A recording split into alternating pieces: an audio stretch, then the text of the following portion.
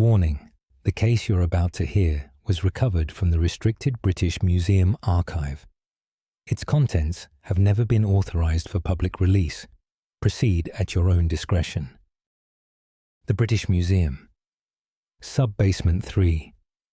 Department of Anomalous Antiquities. My name is Dr. Nathaniel Ashcroft, Senior Archivist, Custodian of Restricted Collections.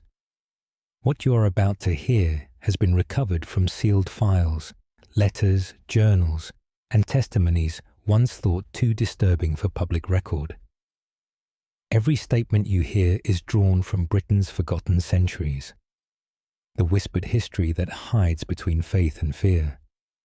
These are the National Occult Archives, filed, preserved, never closed.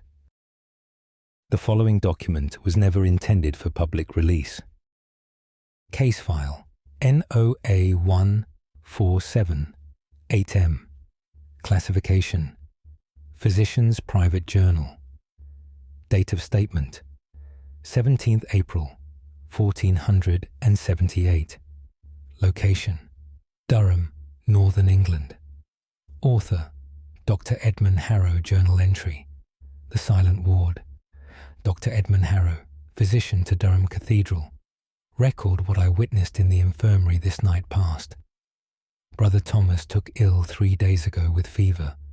We placed him in the North Ward to rest and recover. On the second night, I checked on him near midnight. He lay awake, staring at the ceiling, lips moving without sound. I asked if he felt pain or needed water. He did not respond, but continued his silent speech. I touched his shoulder, and he turned to face me. His eyes were open, but he did not see me. The air in the chamber grew cold, despite the brazier burning bright. Brother Thomas sat upright in his bed, still making no sound. Then he opened his mouth wide, wider than should be natural. From within came a voice, not his own, speaking words in Latin. Ego sum qui semper fuit, ego sum qui semper erit. I am he who always was. I am he who always will be. The voice was ancient, hollow, like wind through a crypt. I called for the prior, but Brother Thomas collapsed before help arrived. When he woke at dawn, he remembered nothing of the night. He asked why his throat was raw and bleeding. I could provide no answer that would bring him comfort. For 3 nights more, this happened at the same hour. Each time, the Latin words were different, but always spoken by that hollow voice. On the 4th night, Brother Thomas begged me not to leave him alone. I stayed in the ward, watching as midnight approached. His body went rigid at the appointed hour. The temperature dropped so low I could see my breath. That voice came again, speaking through him. Nos non discedimus, nos expectamus. We do not leave, we wait. Brother Thomas convulsed, then lay still. I thought him past, but he drew breath once more. In the morning, he could not speak at all. His voice was gone, taken by whatever used it in the darkness. The prior sealed the North Ward after that. Brother Thomas lived still, silent, writing his daily prayers instead of speaking them. But sometimes, late at night, other brothers report hearing Latin spoken from the sealed ward. The voice is hollow and ancient. The ward remains empty, yet something still speaks within it. Dr. Edmund Harrow, Durham Cathedral Infirmary, 17th April, 1478. Archivist's note: Dr. Nathaniel Ashcroft. This journal was recovered from Durham Cathedral archives during renovations in 1978. The North Ward was demolished in 1623. Records show Brother Thomas lived another 30 years in complete silence. End of file. Proceeding to next recovered document. Case file NOA 1592T. Classification: Constable's Incident Report.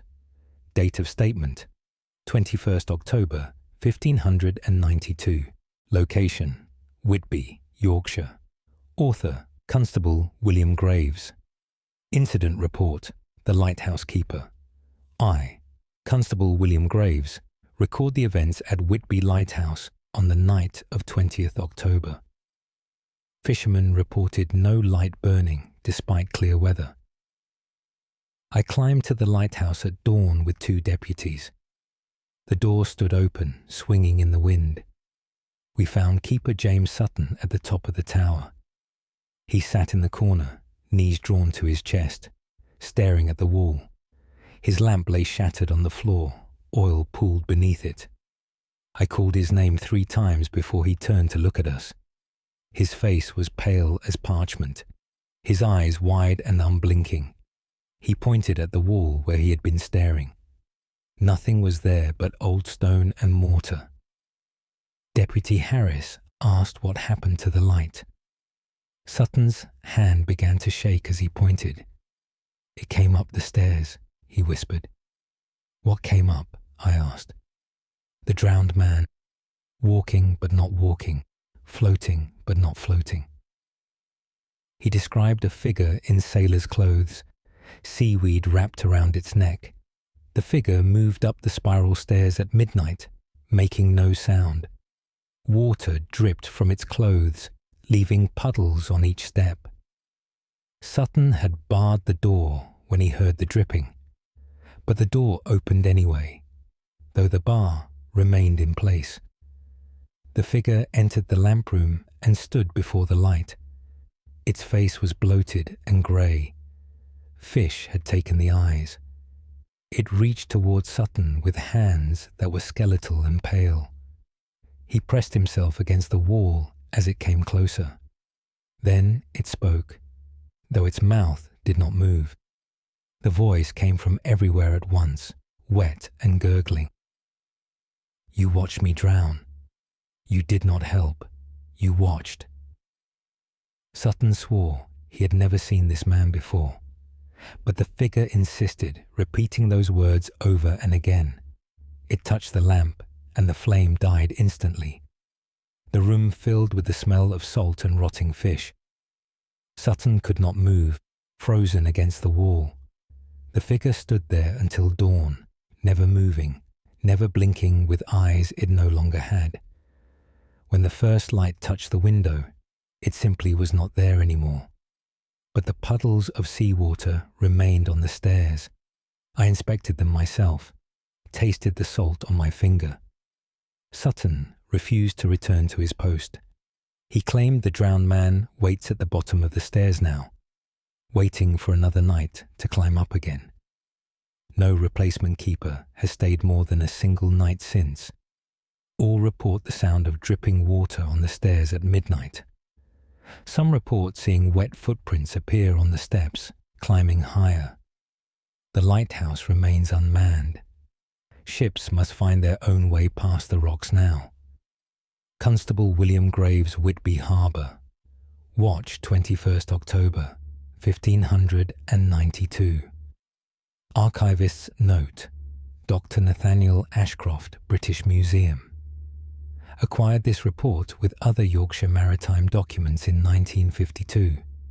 Records show the lighthouse was eventually torn down in 1734 after repeated abandonment. The stones were dumped at sea. End of file. Proceeding to next recovered document. Case file NOA 1613 H. Classification. Schoolmaster's personal account. Date of statement 3rd December 1613. Location Canterbury, Kent. Author Schoolmaster Richard Webb. Account The Empty Desk. I, Richard Webb, schoolmaster at Canterbury Grammar School. Document what occurs in my classroom. A desk sits in the back corner beneath the window. No boy sits there now, though the chair is pulled out each morning. 6 months ago, young Peter Ashton studied at that desk. He was a clever boy, quick with Latin and numbers. One afternoon in June, he complained of terrible cold. I sent him home early, though the day was warm. He passed away that same night. The physician said his heart simply stopped. We held the funeral, said the prayers, laid him to rest. The school continued. His desk remained empty. But 3 days after the burial, strange events began. I arrived one morning to find his desk's inkwell filled with fresh ink. I had emptied it myself the previous evening. The quill sat ready, as if someone had just put it down. I thought perhaps another student played a cruel trick, but it happened again the next day and the day after. Then the writing appeared. Each morning I found words scratched into the wax tablet at Peter's desk. The handwriting was his. I knew it well. The words were always the same. Cold, so cold. Let me come inside. I cleaned the tablet each time, but the message returned. During lessons now, I sometimes hear scratching from that corner, the sound of a quill on parchment, steady and purposeful. When I look, no one is there, but the sound continues. Other boys refuse to sit near that desk anymore. They claim they feel watched by someone unseen. One student said he saw frost forming on the wood, even in warm weather. Last week, something new occurred. I was alone, marking papers after all students had gone home. The scratching sound began, but louder now, more insistent. I turned to face the empty desk. The chair scraped backward, as if someone stood up. Footsteps crossed the floor toward me, light and quick. The sound of a child's shoes on wooden boards. I felt a hand grip my arm, small fingers, ice cold through my sleeve. A voice whispered close to my ear, a boy's voice. Why is it so cold, Master Webb? Why can I not get warm? I pulled away and saw frost spreading across my desk, where the hand had touched. The footsteps retreated. The chair scraped back into place. Since then, I hear him every day. The footsteps pacing near his desk during lessons. The whispered complaints about the cold. The scratching of a quill that is not there. I considered closing the school, but where would the boys learn? Instead, I placed a blanket over Peter's chair. Perhaps that will bring him some comfort, though I suspect he is beyond such help now. Richard Webb Canterbury Grammar School, 3rd December 1613. Archivist's note, Dr. Nathaniel Ashcroft. This account was found in a collection of school records donated to the British Museum in 1889. The building was converted to private residences in 1802. But residents reported persistent cold spots in the northeast corner room. End of file. Proceeding to next recovered document. Case file. NOA 1674C. Classification. Prison Warden's Log Entry. Date of statement. 9th January 1674. Location. York Castle, Yorkshire. Author. Warden Thomas Blackwell. Log entry, Cell 17I. Thomas Blackwell, Warden of York Castle Prison, record the disturbances in Cell 17. The cell has stood empty for 2 months now. The previous occupant, a man named Henry Cross, passed away in his sleep. He was imprisoned for theft, serving a term of 5 years. He completed only 8 months before his death. The physician found no cause, said his heart gave out.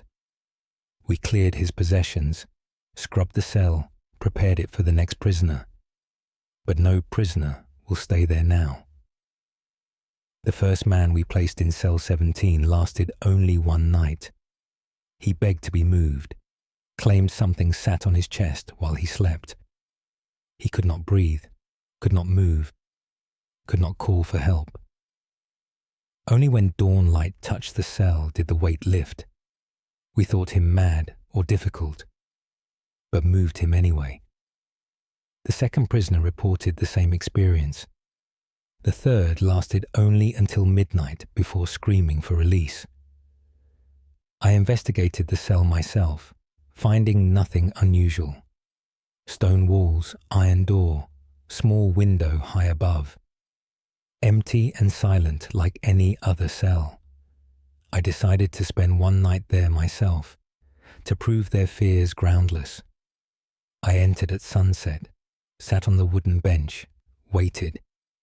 The cell grew cold as darkness fell, far colder than others nearby. My breath misted in the air despite the season being mild. At midnight, I heard breathing that was not my own. Slow, labored breaths, wet and rattling. The sound came from the corner where the previous occupant slept. I struck a light and saw nothing there, but the breathing continued, growing louder. Then I felt it, a weight pressing down on me, not physical, but suffocating nonetheless. My chest tightened, my lungs could not draw air. I tried to stand but found myself frozen in place. A shape formed in the darkness, barely visible. The outline of a man, thin and bent, hands clutching at his own throat. The face was Henry Cross, pale and desperate. His mouth opened as if to speak, but only that terrible breathing emerged. He reached toward me with shaking hands. I felt fingers touch my throat, ice cold and trembling. The pressure on my chest increased until I thought my ribs would crack. Then the church bells rang for matins, and he vanished. I could breathe again, gasping and shaking. Dawn revealed scratches on my throat where those fingers touched. I sealed cell 17 that morning. The door is bolted, the key thrown into the river. But at night, guards still hear that labored breathing from within, the sound of a man who cannot draw enough air, a man who died gasping and remains trapped in that state forever. We have 14 other cells in this prison. Cell 17 will never house another living soul, though it continues to house one who cannot leave. Thomas Blackwell, York Castle Prison, 9th January 1674. Archivist note: Dr. Nathaniel Ashcroft. This log was part of prison records transferred to the British Museum in 1934. York Castle Prison was demolished in 1825. During demolition, workers refused to enter the ruins of the East Wing where Cell 17 once stood. End of file. Proceeding to next recovered document. Case file NOA1702W. Classification: Village Doctor's Case Notes. Date of statement: 14th March 1702. Location: Glastonbury, Somerset. Author: Dr. Abraham Cole. Case Notes: The Miller's Daughter. I, Dr. Abraham Cole, record the affliction of Sarah Mills, daughter of the miller. She is 12 years of age, previously healthy and bright. 4 weeks ago, she began speaking in her sleep. Her mother thought nothing of it at first. Children often talk while dreaming. But Sarah spoke in a language her mother did not recognize. The words were harsh and guttural, not English or French or Latin. I was called to examine her after she collapsed during morning chores. Upon waking, she claimed to remember nothing unusual, but that night, her family heard her voice again from the bedroom. This time, she was not asleep. Sarah stood at the window, speaking those strange words to the darkness outside. Her father tried to pull her away, but she did not respond to him. She continued speaking, her voice growing louder and more insistent. When he finally turned her around, her eyes were open but seeing nothing. She stared through him as if he were not there. Then she collapsed again, sleeping so deeply they could not wake her. I arrived the following morning and examined her thoroughly. Her heartbeat was strong, her breathing normal, her temperature unremarkable. But when I looked into her eyes, something was wrong. The pupils were dilated despite the bright sunlight, and behind them, I swear I saw movement, a shadow shifting where no shadow should exist. I asked Sarah if she remembered speaking at night. She said yes, but claimed she could not control it. Something wanted to use her voice, she said. Something that had waited a very long time to speak again. I dismissed this as childish imagination and prescribed rest. But that evening, I was summoned urgently to the miller's house. Sarah had begun speaking again, but now in full daylight. She sat at the kitchen table, hands folded, speaking those unknown words. Her voice had changed, deeper now, older than her years. Her mother wept, her father stood helpless. I approached Sarah and asked who spoke through her. The girl's head turned toward me with unnatural smoothness. She smiled, but it was not Sarah's smile. Then she spoke in perfect English, but with that same deep voice. I was here before your church. I will be here when your church falls to dust. I demanded to know what manner of spirit this was. Sarah laughed, a sound no 12-year-old could make. I am the one buried beneath the mill, the one your ancestors built over, the one you forgot. She stood and walked to the window, moving stiffly. Every stone of this place sits upon my bones. Every grain you grind crushes them finer. Then she turned back to me, and her eyes were completely black. I will speak through this child until you remember what you buried, until you unearth what you tried to hide. Sarah collapsed again, sleeping that deep and terrible sleep. When she woke hours later, she remembered everything this time. She begged her parents to tear down the mill and dig beneath it. Her father refused, calling it madness and blasphemy. But the speaking continues every night now. Sarah stands at her window, delivering messages from whatever lies beneath. The words grow clearer, more insistent. Last night, she gave specific instructions on where to dig. I fear what they might find if they obey, but I fear more what will happen if they do not. Dr. Abraham Cole, Glastonbury, The Village, 14th March, 1702. Archivist's note. Dr. Nathaniel Ashcroft, recovered from Somerset County Medical Archives in 1907. The mill burned down in 1704 under mysterious circumstances. No excavation records exist, and Sarah Mills disappears from all local documentation after March 1702. End of file. Proceeding to next recovered document. Case file NOA 1739B. Classification. Innkeeper's written testimony. Date of statement 28th July 1739. Location Stratford upon Avon, Warwickshire. Author Thomas Fletcher. Proprietor testimony Room 9. I, Thomas Fletcher, proprietor of the Swan Inn, testified to events in Room 9. This chamber sits at the end of the upper corridor, overlooking the river.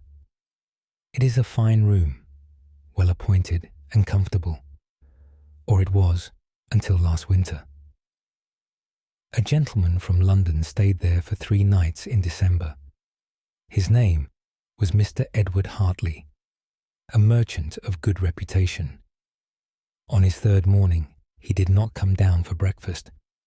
I knocked on his door at noon, concerned for his welfare. Receiving no answer, I used my key and entered. Mr. Hartley sat in the chair by the window, fully dressed. He stared at the wall opposite his seat, unblinking. I spoke his name several times before he responded. When he finally turned to me, his face was grey and drawn. "There is someone in the walls," he said quietly. "I beg your pardon, sir." "In the walls, knocking, scratching, all night long." I assured him no rats or creatures nested in my walls. He shook his head slowly, never breaking his stare. Not rats, fingers. I heard fingers scraping at the plaster from inside. I helped him downstairs and provided a different room. He left that afternoon, paying in full but refusing to explain further. I thought nothing more of it until the next guest. A young couple on their wedding journey took room 9. They lasted only until 3 in the morning. Both came running down in their nightclothes, terrified. The bride was weeping, the groom pale and shaking. They both reported the same thing, scratching from within the walls, growing louder through the night, then knocking, as if someone trapped inside was begging for release. They heard a voice, muffled but clear enough. "Let me out. Please God, let me out." Over and over, growing more desperate each time. I went upstairs immediately with a lantern. The room was silent, the walls solid and unmarked. But when I pressed my ear to the plaster, I heard it too. Faint scratching, like fingernails on wood, moving slowly across the wall from corner to corner. I stood back and listened as the knocking began. 3 slow knocks, then silence. Then 3 more from a different section of wall. The voice came next, so quiet I almost missed it. "Cold, dark, please." I brought in builders the next day to open the walls. They found nothing but timber and plaster, no space where anyone could hide, no sign of damage or disturbance. Yet the sounds continue. Every guest reports the same experience. Scratching, knocking, that pleading voice in the darkness. Room 9 stands empty now. I can find no one willing to sleep there. Even passing by the closed door, I sometimes hear it. That desperate scratching, those quiet pleas. Someone is trapped in those walls, but they are not alive, and they are not dead. They exist in some terrible space between, and they will never stop begging for release. Thomas Fletcher, The Swan Inn, Stratford-upon-Avon, 28th July, 1739. Archivist's note, Dr. Nathaniel Ashcroft. This testimony was included in a bundle of 18th century Warwickshire documents. The Swan Inn burned down in 1822. Witnesses reported hearing screaming from inside the empty building as it burned, though no one was inside. End of file. Proceeding to next recovered document. Case file NOA 1758D. Classification: Monastery Brothers Private Record. Date of statement: 5th November 1758. Location: Lindisfarne, Northumberland. Author: Brother Augustine Price. Private record: The visitor at Vespers War. Brother Augustine Price. Record what walks among us during evening prayers. Lindisfarne Monastery follows strict observance of the hours. We gather for Vespers each day as the sun sets. 23 brothers kneel in the chapel. 23 voices raised in kakanims, prayer. But for the past fortnight, we have heard 24. The first time, I thought another brother arrived late. But when I counted those present, all were accounted for. Still, that extra voice continued, singing the psalms with us. It came from the back of the chapel, near the old stone font. The voice was beautiful, clear and strong, joining perfectly with our chorus. I mentioned it to Brother Michael after prayers ended. He admitted hearing it too, had heard it for several nights. We agreed to watch carefully during the next Vespers. As we began our prayers, I listened for the extra voice. It started as we reached the 3rd psalm, rising from the shadows. I turned my head slightly and saw him. A figure knelt in the last row, cowled and robed like any brother. His hands were folded in prayer, his head bowed in devotion. But something was wrong about the way he knelt, too still, too perfectly motionless. The light from our candles did not seem to reach him properly. He remained in shadow despite the brightness around him. I nudged Brother Michael and gestured subtly. He saw the figure too, his face growing pale. We continued our prayers, but both watched that kneeling shape. As we sang, the figure's head slowly lifted. The cowl remained deep, hiding his face in darkness, but I felt his gaze upon us, cold and heavy. When Vespers ended and we stood to leave, I turned to face him directly. The last row was empty. No figure, no shadow, no disturbance in the dust. But the stone where he knelt was ice cold to the touch. Frost had formed in the shape of kneeling legs and folded hands. Since then, he appears at every Vespers service, always in the same place, always perfectly still. His voice joins ours, never missing a word or note. Some brothers refuse to turn around now, afraid of what they might see. Others claim to have glimpsed his face within the cowl. They say it is skull-white and hollow-eyed. They say his mouth does not move when he sings. Last night, something changed. The extra voice began before we started our prayers. It sang alone in the empty chapel, waiting for us to arrive. When we entered, the figure was already kneeling in his place. But this time, he was not alone. 2 more shapes knelt beside him, equally still and shadowed. 3 voices sang with us instead of 1. At the end of Vespers, all 3 remained as we filed out. I was last to leave and looked back from the doorway. All 3 figures turned their heads in unison to watch me go. Tonight will be Vespers again. I fear how many will be kneeling in that back row. I fear the night when there will be more of them than there are of us. And I fear the evening when we arrive to find them in our places, kneeling where we should kneel, singing the prayers we should sing, while we stand outside in the darkness, unable to enter. Brother Augustine Price, Lindisfarne Monastery, 5th November, 1758.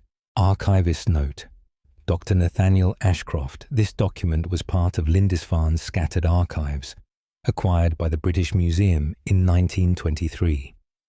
The monastery was abandoned in 1782 after all brothers departed within a single night. No explanation was recorded. End of file. Proceeding to next recovered document. Case file. NOA 1772K. Classification: Ship Surgeon, Personal Log. Date of statement: 12th February 1772. Location: HMS Resolute, Irish Sea. Author: Surgeon James Whitmore. Surgeon's log below the waterline. I, James Whitmore, surgeon aboard HMS Resolute. Document events in the lower hold. We departed Liverpool 3 days past, bound for Dublin with cargo and passengers. The seas have been calm, the voyage unremarkable, until the sailors began refusing to enter the forward hold. The first to speak of it was Henry Nash, a seasoned sailor of 15 years. He went below to check the cargo lashings during his watch. He emerged 20 minutes later, pale and shaking. When questioned by the first mate, he claimed someone was down there, someone standing in the shadows among the barrels and crates. The first mate investigated and found nothing unusual. He ordered Nash back to his duties, dismissing the report. But that night, another sailor came running from the hold. Thomas Reed, even more experienced than Nash, refused to return below. He described the same figure, standing motionless in the darkness. "Watching," he said, "just watching with eyes that don't blink." The captain grew concerned and ordered me to investigate. He suspected the sailors were drinking stored spirits and seeing phantoms. I descended into the hold with a lantern held high. The space was cramped and dark, filled with the smell of tar and salt. Cargo was properly secured, nothing out of place.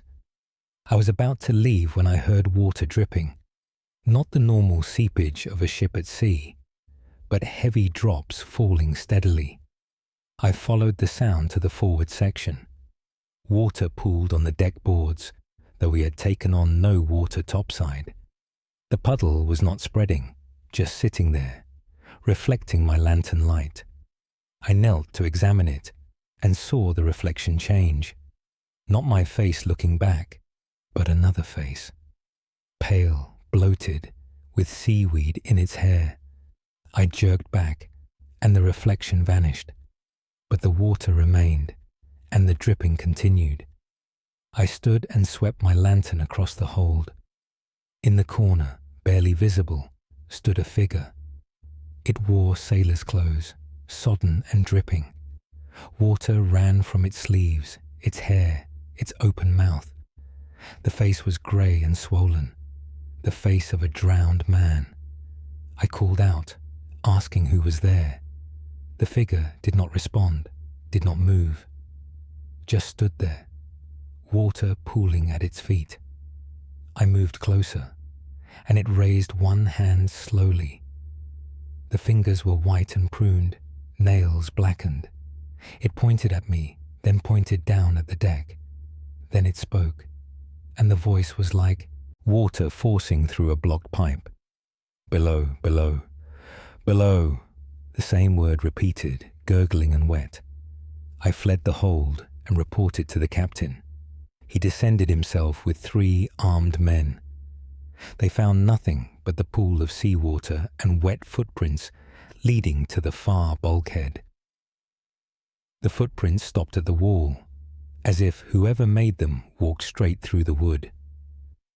We have discovered the forward hold sits directly above the bilge. The carpenter went down to inspect and found a skeleton wedged between the timbers. A sailor from some previous voyage, trapped and drowned when the bilge flooded. How long he has been there, no one can say. We cannot remove the remains without dry docking the ship, so they stay where they are, trapped in the darkness below. And every night, sailors report seeing that dripping figure, standing in the hold, pointing down, reminding us he is still there, still waiting below the waterline.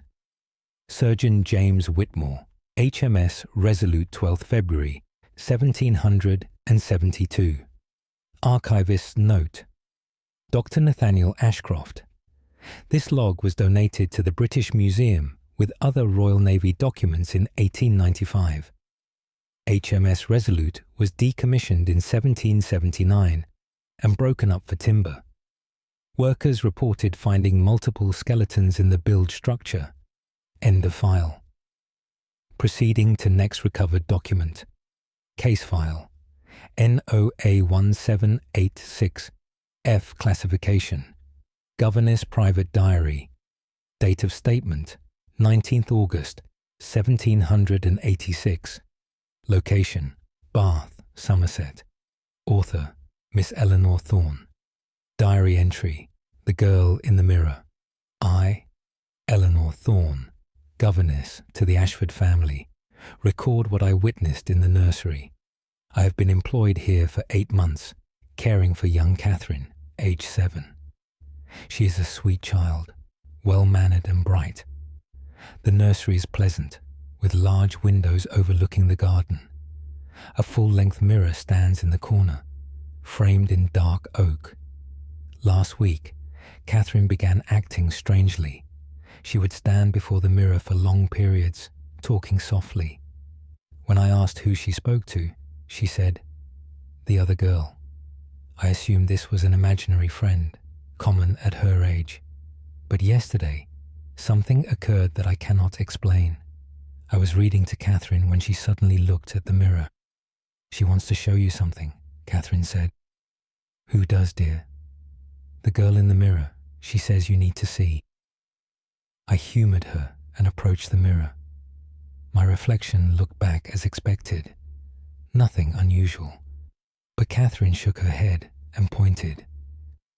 Not you. Behind you. I turned, seeing only the empty nursery. When I looked back at the mirror, I saw her. A girl stood behind my reflection, though no one was actually behind me. She appeared to be Catherine's age, wearing an old-fashioned white dress.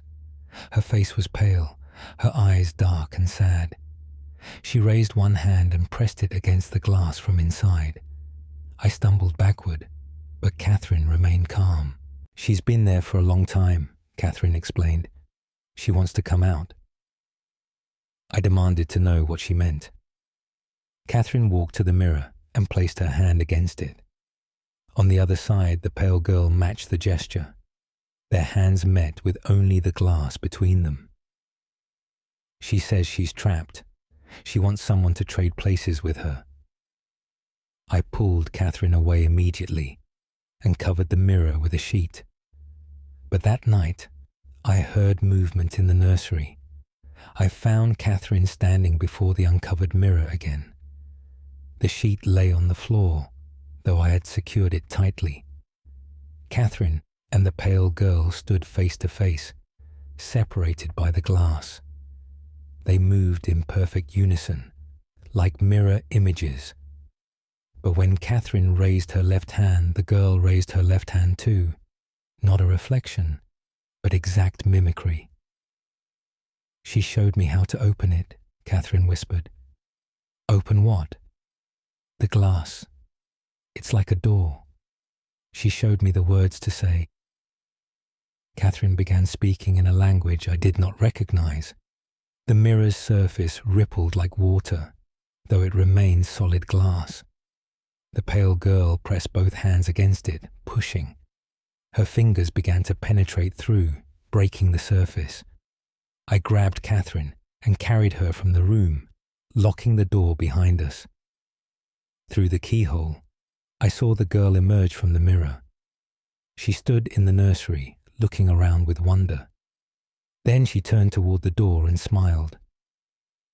I have moved Catherine to a different room. The nursery remains locked, but I hear footsteps inside at night. Light footsteps, like a child's, pacing back and forth. Sometimes I hear singing, a thin voice singing nursery rhymes. But Catherine's parents hear nothing and think me hysterical. They will not remove the mirror or seal the room. Yesterday, Catherine asked when she could return to the nursery. I asked why she wanted to go back. Because the girl is lonely, she said. And she promised if I help her, she'll show me something wonderful. What will she show you? Catherine smiled in a way that was not quite her own. What it's like on the other side of the glass. Miss Eleanor, Thorn Ashford House, Bath, 19th August, 1786. Archivist's note, Dr. Nathaniel Ashcroft. This diary was acquired with other Somerset estate papers in 1979. Miss Thorne resigned her position in September 1786.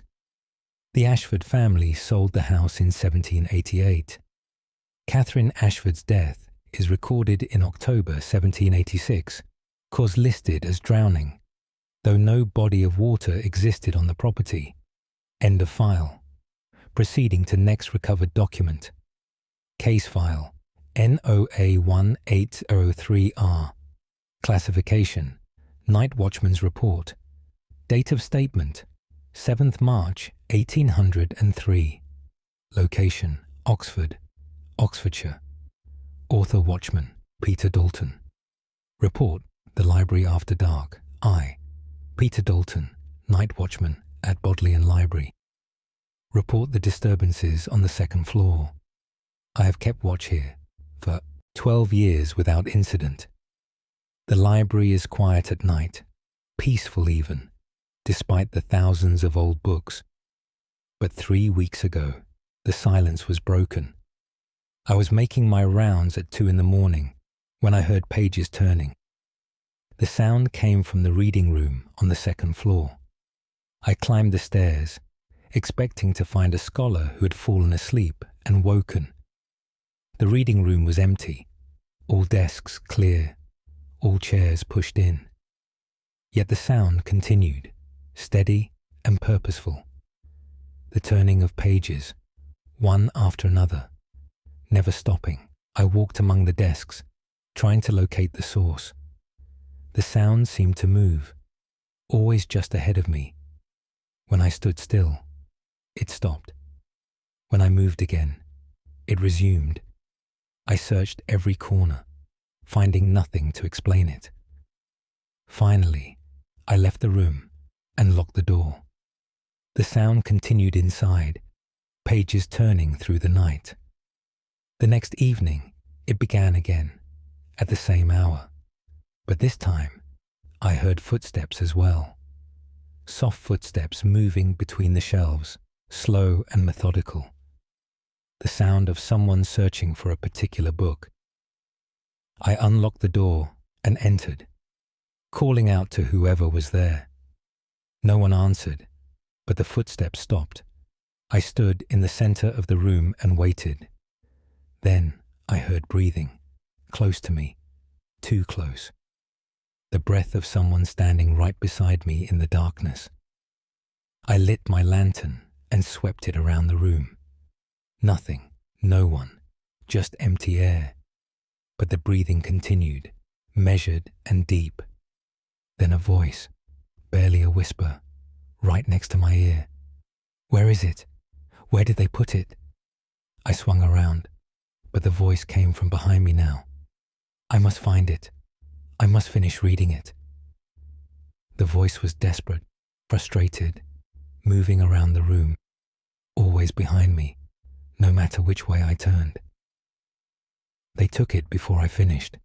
They locked it away. "Where is it?" I asked what book they sought, trying to remain calm. The breathing stopped, and for a moment, there was perfect silence. Then, every book on every shelf began shaking. Not violent movement, but a gentle trembling, as if invisible hands touched each spine. The pages turning sound erupted from all sides at once. Hundreds of books, all being read simultaneously, pages flipping rapidly. I ran from the room and locked the door again, but through the wood I heard that voice call out, "I will search every book until I find it, every page, every word, every night." Since then, the disturbances have grown worse. The sound begins earlier each evening, sometimes as soon as darkness falls. Books are found opened on desks each morning, left on random pages. Always different books, never the same one twice. As if someone is searching desperately, checking each volume and discarding it. Last night, I found writing on one of the desks, carved into the wood with something sharp. The same message repeated over and over. They hid it. They hid the truth. I will find it. I reported this to the head librarian this morning. He dismissed my concerns and insisted no one has been inside the locked building. But he has not spent the night hours here. He has not heard that desperate voice searching endlessly. He has not felt that cold breath beside him in the darkness. Someone is trapped in that library, trapped and searching for something they cannot find. They will search forever if necessary. And every night, I must listen to their frustration grow. Peter Dalton Bodleian Library, Oxford, 7th March, 1803. Archivist's note, Dr. Nathaniel Ashcroft. This report was found in Oxford University archives during a 1956 cataloguing project. Records show a scholar named Marcus Pemberton died in the Bodleian Library in 1802, apparently from exhaustion. His research subject was never determined. End of file. Proceeding to next recovered document. Case file NOA182-7N. Classification: Asylum, Doctor's Clinical Notes. Date of statement: 22nd April 1827. Location: Lancaster, Lancashire. Author: Dr. Silas Green. Clinical Notes. Patient in room 12. I, Dr. Silas Green, Senior Physician at Lancaster Asylum, record the case of the patient in room 12. She arrived 6 months ago, brought by her family in a state of distress. Her name is Margaret Hale, age 32, previously of sound mind. According to her husband, the change began after they moved into a new house. Margaret claimed she heard children laughing in empty rooms. At first, her husband dismissed this as imagination or stress, but Margaret grew more insistent, more disturbed. She said the laughter followed her from room to room. High-pitched giggles that stopped when she entered, then started behind her when she left. She began refusing to be alone in the house. Her husband hired servants to stay with her, but they heard nothing unusual. Margaret's condition worsened until she would not leave her bed. She said the children were getting closer, coming nearer each day. One morning, her husband found her in the corner of the bedroom. She had pushed all furniture against the door and windows. "They want to play," she told him.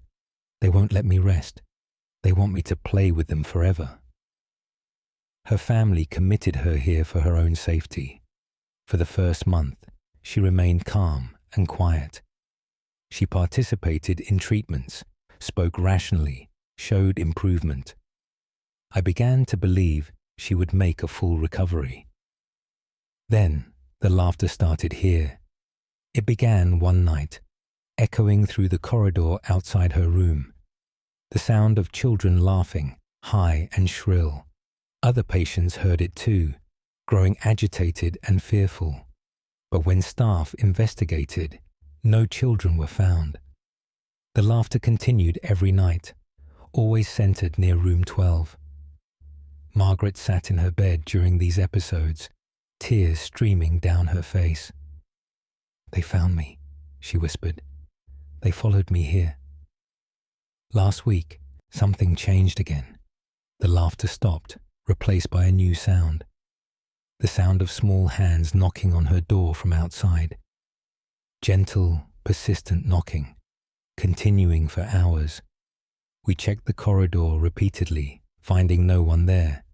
But the knocking continued, and Margaret grew more distressed. "They want me to open the door," she said. "They want me to let them in."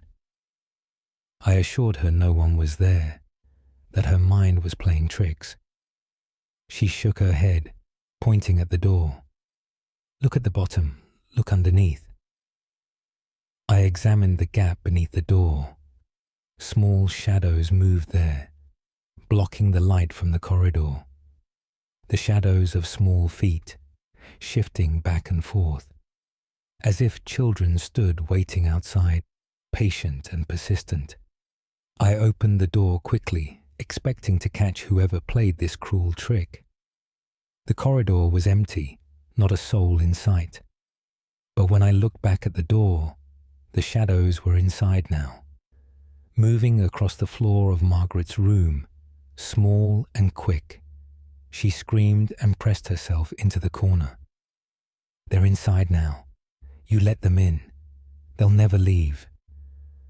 The shadows darted around the room, independent of any light source. I called for assistance, but by the time others arrived, the shadows had vanished. Margaret has not spoken since that night. She sits in the corner, staring at nothing, rocking slowly back and forth. But sometimes she smiles, as if listening to something we cannot hear. And late at night, staff report hearing it again, the sound of children laughing in room 12, though Margaret is the only one inside. Dr. Silas Green, Lancaster Asylum, 22nd April, 1827. Archivist's note: Dr. Nathaniel Ashcroft. These notes were part of Lancaster Asylum records acquired in 1968. Margaret Hale died in the asylum in 1829. The cause was recorded as heart failure, but witnesses reported she was smiling when found. Room 12 was sealed permanently in 1830. End of file. Proceeding to next recovered document. Case file NOA1845L. Classification: Railway Inspector's Investigation Report. Date of statement: 6th October 1845. Location: Sheffield, Yorkshire. Author: Inspector Harold Moss. Investigation Report: The Last Train. I, Harold Moss, Railway Inspector for the Sheffield Line, report the incidents at Millhouses Station. The station is small, serving primarily as a stopping point between larger towns. 2 weeks ago, the night station master submitted a complaint. He reported hearing a train arrive at 3 in the morning. This was impossible, as no trains are scheduled between midnight and 6 o'clock. He went onto the platform to investigate. The tracks were empty, no train visible in either direction. But he heard the sounds clearly: the hiss of steam, the squeal of brakes, the rumble of wheels on rails, the sounds of a train arriving and stopping at the platform. He even felt the rush of air as it supposedly passed. But nothing was there, just empty tracks in the darkness. I dismissed this as exhaustion or imagination, common among night workers. But the same report came the next night, and the night after. Always at 3 in the morning, always the same sounds. The station master began noting other details. He heard carriage doors opening, though none existed. He heard footsteps on the platform, people disembarking from the phantom train. The footsteps moved toward the station building, then faded away. I decided to observe for myself and arrived at the station before midnight. The station master and I waited in the office, watching the empty platform. At precisely 3 o'clock, we both heard it. The distant whistle of an approaching locomotive. We went outside and stood on the platform. The sound grew louder, coming from the north. The rails began to vibrate beneath our feet. I could hear the engine now, the rhythm of pistons and wheels. It was approaching fast, too fast for a scheduled stop. The station master grabbed my arm, pulling me back from the platform edge. "It never slows down properly," he shouted over the noise. The sound roared past us, deafening in its intensity. The rush of air nearly knocked me down.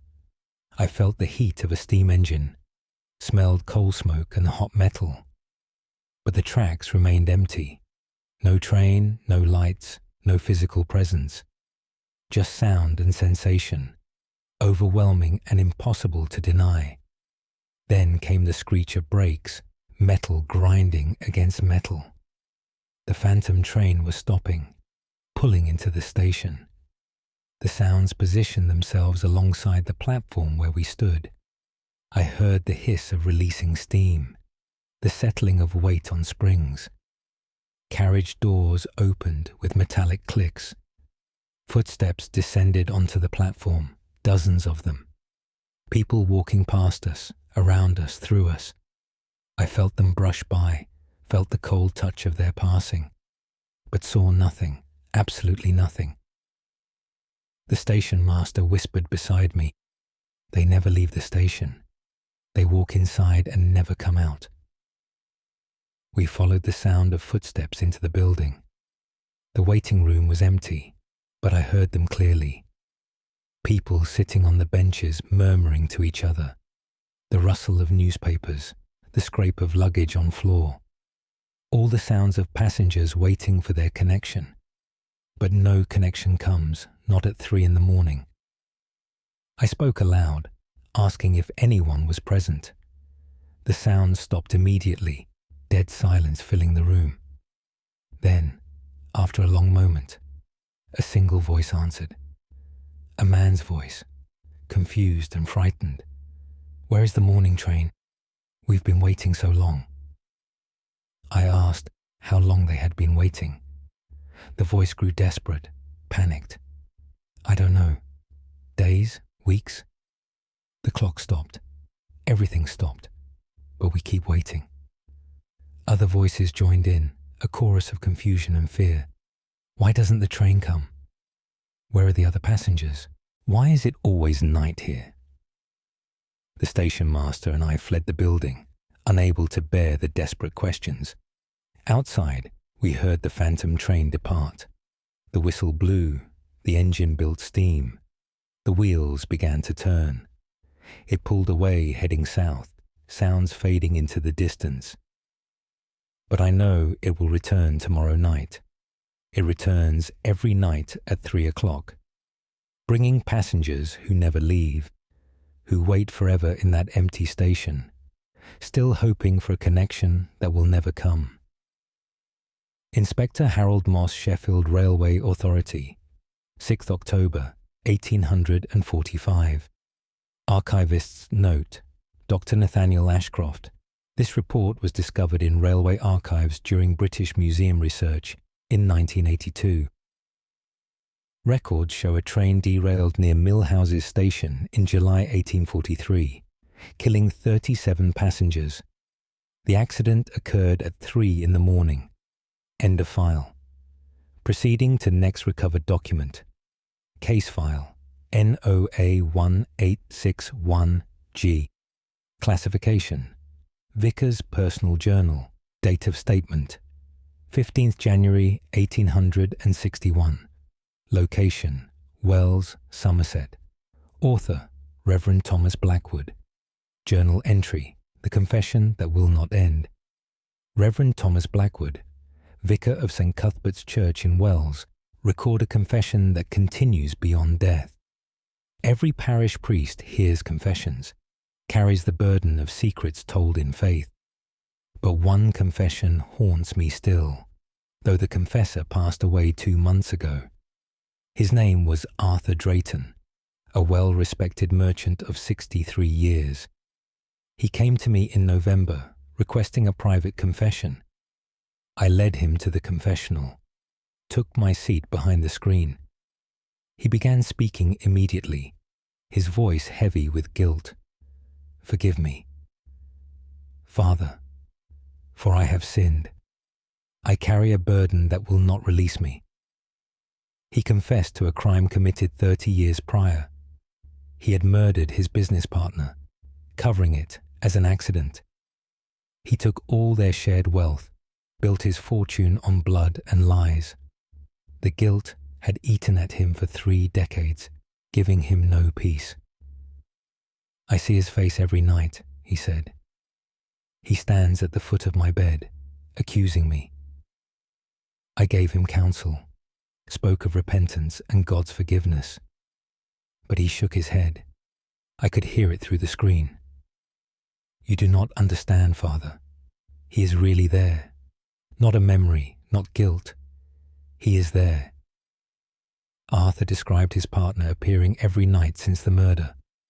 Always at midnight, always in the same place, always staring with dead eyes, never speaking, just standing there in silent accusation. I suggested this was his conscience manifesting his guilt. "Perhaps," he said, "but if I am merely mad, why does he never change? Why does he wear the same clothes I buried him in? Why do I smell the river water that drowned him?" Arthur completed his confession and received his penance. He left the church that evening, seeming somewhat lighter in spirit. 2 weeks later, they found him, dead in his bed. The physician said his heart gave out, nothing unusual for his age. But the maid who discovered him said his face was frozen in terror, and his eyes stared at the foot of the bed, where she found wet footprints on the floor. I performed the funeral service, committed Arthur to God's mercy. I thought the matter concluded, But 3 nights after the burial, I heard the church door open past midnight. I was in the rectory and went to investigate. I found the confessional door standing open. Inside, I heard a voice speaking. Arthur's voice, continuing his confession. "Forgive me, Father, for I have sinned. I carry a burden that will not release me." The same words, in the same tone, as if no time had passed. I called out, asking who was there. The voice stopped, then started again from the beginning. "Forgive me, Father, for I have sinned." I approached the confessional slowly, my heart racing. The penitent's side was empty, but the voice continued, coming from the vacant space, confessing the same crime, speaking the same words, over and over, never stopping, never changing. I locked the church that night and have kept it locked since. But every midnight, I hear the church door open. I hear footsteps walking to the confessional. I hear that voice begin again. "Forgive me, Father, for I have sinned." Arthur seeks forgiveness still, even in death. But no penance I gave in life can free him now. His confession continues, endless and unchanging. Perhaps it will go on forever. A soul trapped in the moment of confession, never receiving the absolution it seeks, never finding the peace it craves, just repeating the same words into darkness, while something else listens from the foot of the confessional, something that smells of river water and wears burial clothes. Reverend Thomas Blackwood, St. Cuthbert's Church, Wells, 15th January, 1861. Archivist's note, Dr. Nathaniel Ashcroft. This journal entry was among documents donated to the British Museum in 1973. Reverend Blackwood died in 1862, reportedly from exhaustion and stress. The church confessional was removed and burned in 1863, but the new confessional reportedly displayed the same phenomena. End of file. Proceeding to next recovered document. Case file NOA 1879P. Classification. Detective's investigation notes. Date of statement 3rd September 1879. Location Manchester, Lancashire. Author Detective Inspector William Crawford. Investigation notes. The footsteps that return are Detective Inspector William Crawford of Manchester Police. Record the investigation into disturbances at number 42 Deansgate. The property owner, Mrs. Helen Carson, reported intruders on her premises. She lives alone on the upper floors, while renting the ground floor as commercial space. For 6 weeks, she heard footsteps on the stairs leading to her apartment. Always at 9 o'clock in the evening, always the same pattern. Heavy boots, climbing slowly, pausing at her door. No knock ever came. The footsteps simply stopped outside her door. After a moment of silence, they would descend again. She called out many times, receiving no answer. She looked through the keyhole, seeing nothing on the stairs. Yet the sounds continued, night after night, regular as clockwork. I conducted surveillance of the property for 3 consecutive evenings. On the first night, I waited in the commercial space below. At precisely 9 o'clock, I heard the footsteps begin. They started at the street door, then climbed the interior stairs. I rushed to investigate, finding the stairwell empty, but the sounds continued above me, climbing higher. I followed them up to Mrs. Carson's door.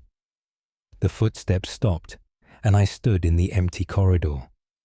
I examined the stairs carefully for any mechanism or trick.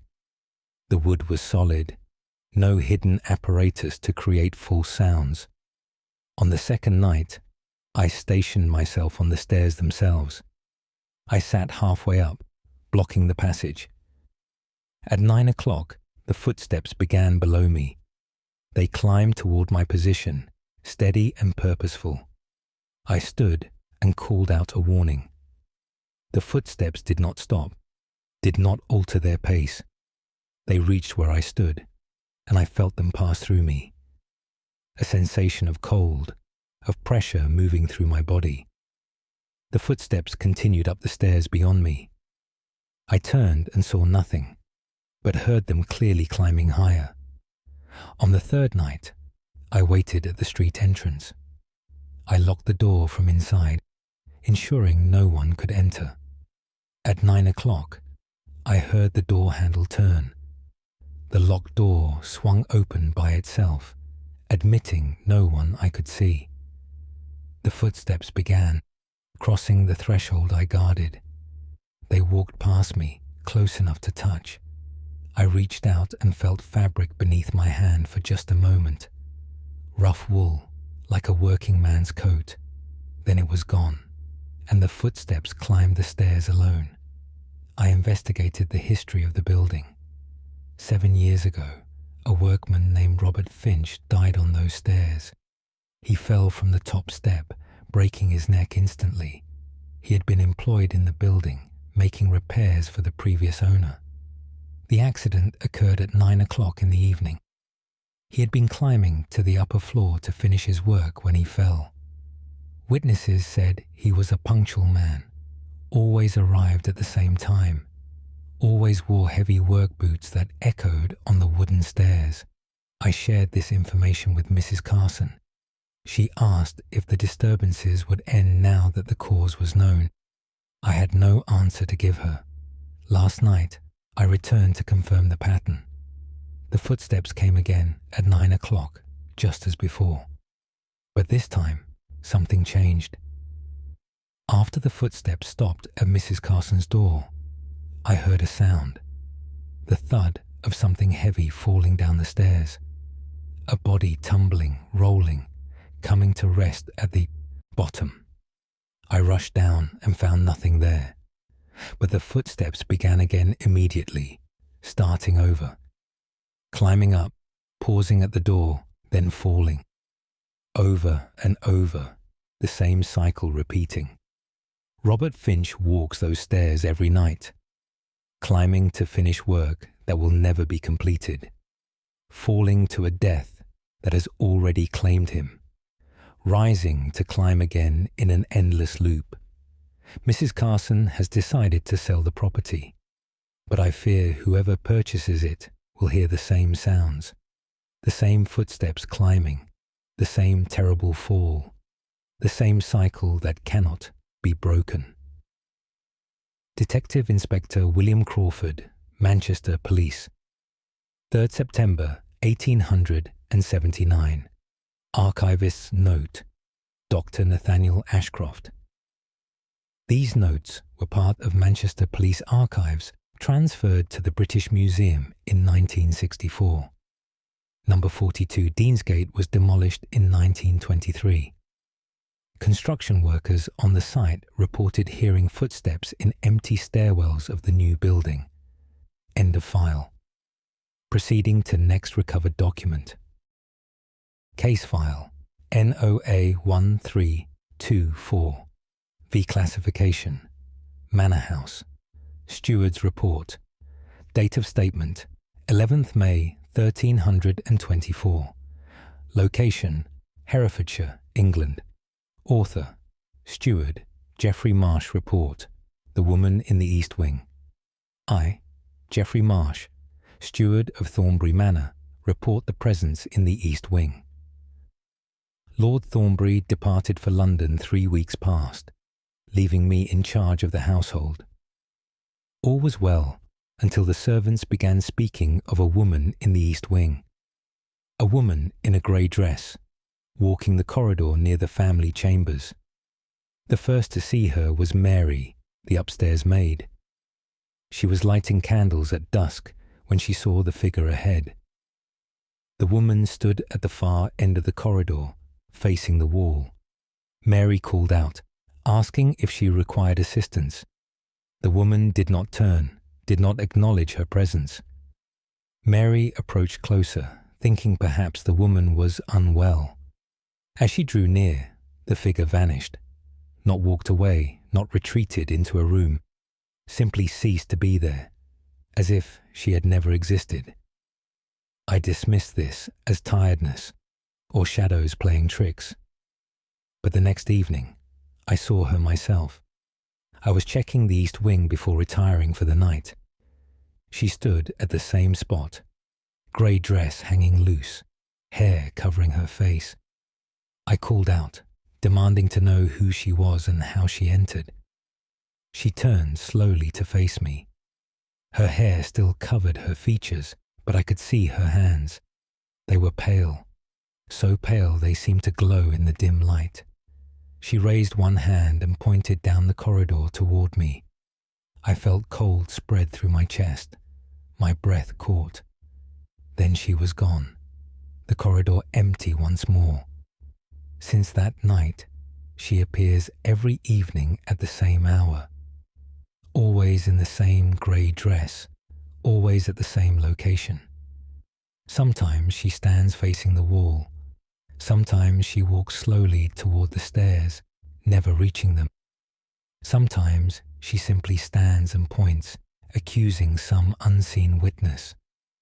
The servants refuse to enter the east wing after dark. I have taken to locking the corridor, but it makes no difference. She appears behind the locked door, visible through the keyhole. Last night, something changed. I heard a sound from the east wing near midnight, the sound of weeping, soft and hopeless. I unlocked the door and entered the corridor. She stood in her usual place, but now her shoulders shook. The weeping came from her, muffled by the hair covering her face. I asked what troubled her, what kept her in this place. The weeping stopped abruptly. She raised her head, and I saw beneath the hair. Where her face should be, there was only shadow, a void of darkness that seemed to pull at the light around it. She opened her mouth, that terrible emptiness, and spoke. The voice was dry, ancient, full of sorrow. He promised to come back. He promised. Then she was gone again, leaving only cold air. I have searched the manor records for any mention of a calm woman who died here. Lord Thornbury's first wife passed away in the East Wing 5 years ago. She took ill with fever and died waiting for her husband to return from war. He arrived 3 days after her burial. I believe she waits still, standing in the place where she died, watching for a memoir, a return that came too late, unable to understand that her vigil has no purpose anymore. The servants say her weeping grows louder each night, that she walks further down the corridor, searching. I fear what will happen when she reaches the stairs, when she begins to search beyond the east wing, when she comes looking for the husband who failed to return in time. Geoffrey Marsh, Thornbury Manor, Herefordshire, 11th May, 1324. Archivist's note. Dr. Nathaniel Ashcroft. This report was discovered in Herefordshire estate documents acquired in 1981. Thornbury Manor burned down in 1498. Local records mention a grey figure seen in the ruins for decades afterward, always searching. End of file. Proceeding to next recovered document. Case file NOA 1416 S classification. Merchant's Private Journal. Date of statement 27th August 1416. Location Norwich, Norfolk. Author Merchant Robert Caldwell. Journal entry: The Boy Who Watches Eye, Robert Caldwell. Wool merchant of Norwich. Record what stands at my window. My shop sits on the corner of Market Street, with living quarters above. From my bedchamber window, I can see the street below and the square beyond. 3 months ago, I woke in the night and looked out at the empty street. A boy stood beneath my window, looking up at me. He appeared to be perhaps 10 years of age, dressed in simple clothes. His face was pale in the moonlight, his eyes dark and unblinking. I thought him a beggar child and prepared to send him away. But when I raised the window to cool down, he vanished. I searched the street below, finding no trace of him. I thought no more of it and returned to sleep. The next night, he was there again. Same place, same position, staring up at my window. This time, I said nothing, only watched him. He did not move, did not blink, just stared. After several minutes, I turned to light a candle. When I looked back, he was gone. For a week, he appeared each night at the same hour, always standing in the same spot on the cobblestones, always looking up with those dark, unblinking eyes. I asked neighbours if they had seen a boy loitering near my shop. None had noticed anything unusual. I began to wonder if I was seeing something that was not truly there. But one night, my wife woke and saw him too. She screamed, pulling me from sleep. "There is a child at the window," she cried. I looked and saw him, but he was closer now. Not in the street below, but directly outside the glass, standing in empty air 3 floors above the ground. His face pressed near the window, his breath fogging the glass. Those dark eyes, staring through at us without blinking. My wife fainted from fright, and I rushed to help her. When I looked back, the window was empty, but a small handprint remained on the glass on the outside. The print of a child's hand pressed against the pane. I tried to wipe it away, but it would not clean. The mark remains there still, no matter how I scrub. Now he comes every night without fail. He stands outside the window, floating in the air. His face is always sad, his eyes pleading. He raises his hand and places it against the glass, matching the permanent print. Then he mouths words I cannot hear through the window. The same words, over and over, his lips moving slowly. "Let me in, please let me in. It is so cold out here." My wife has moved to another chamber, refusing to return. But I remain, watching him each night. Something compels me to stay, to witness his vigil. Last night, I placed my hand against the glass, matching his from the inside. His hand was so small, so desperate in its positioning. He smiled then, for the first time since he began appearing. A sad, hopeful smile that broke my heart.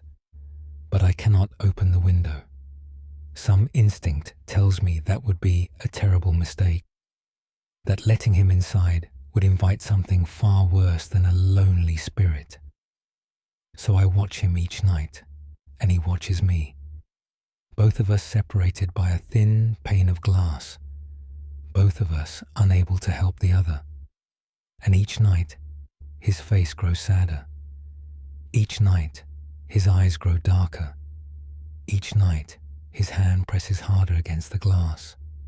I fear the night when the glass finally breaks. Robert Caldwell Norwich, Norfolk. 27th August, 1416. Archivist's note. Dr. Nathaniel Ashcroft. This journal was part of Norwich Guild records acquired in 1959. Robert Caldwell died in his sleep in October 1416. The cause was unexplained suffocation. The window glass was found shattered, though the room was locked from inside. End of file. Proceeding to next recovered document. Case file NOA 154-7M. Classification: Constable's witness statement.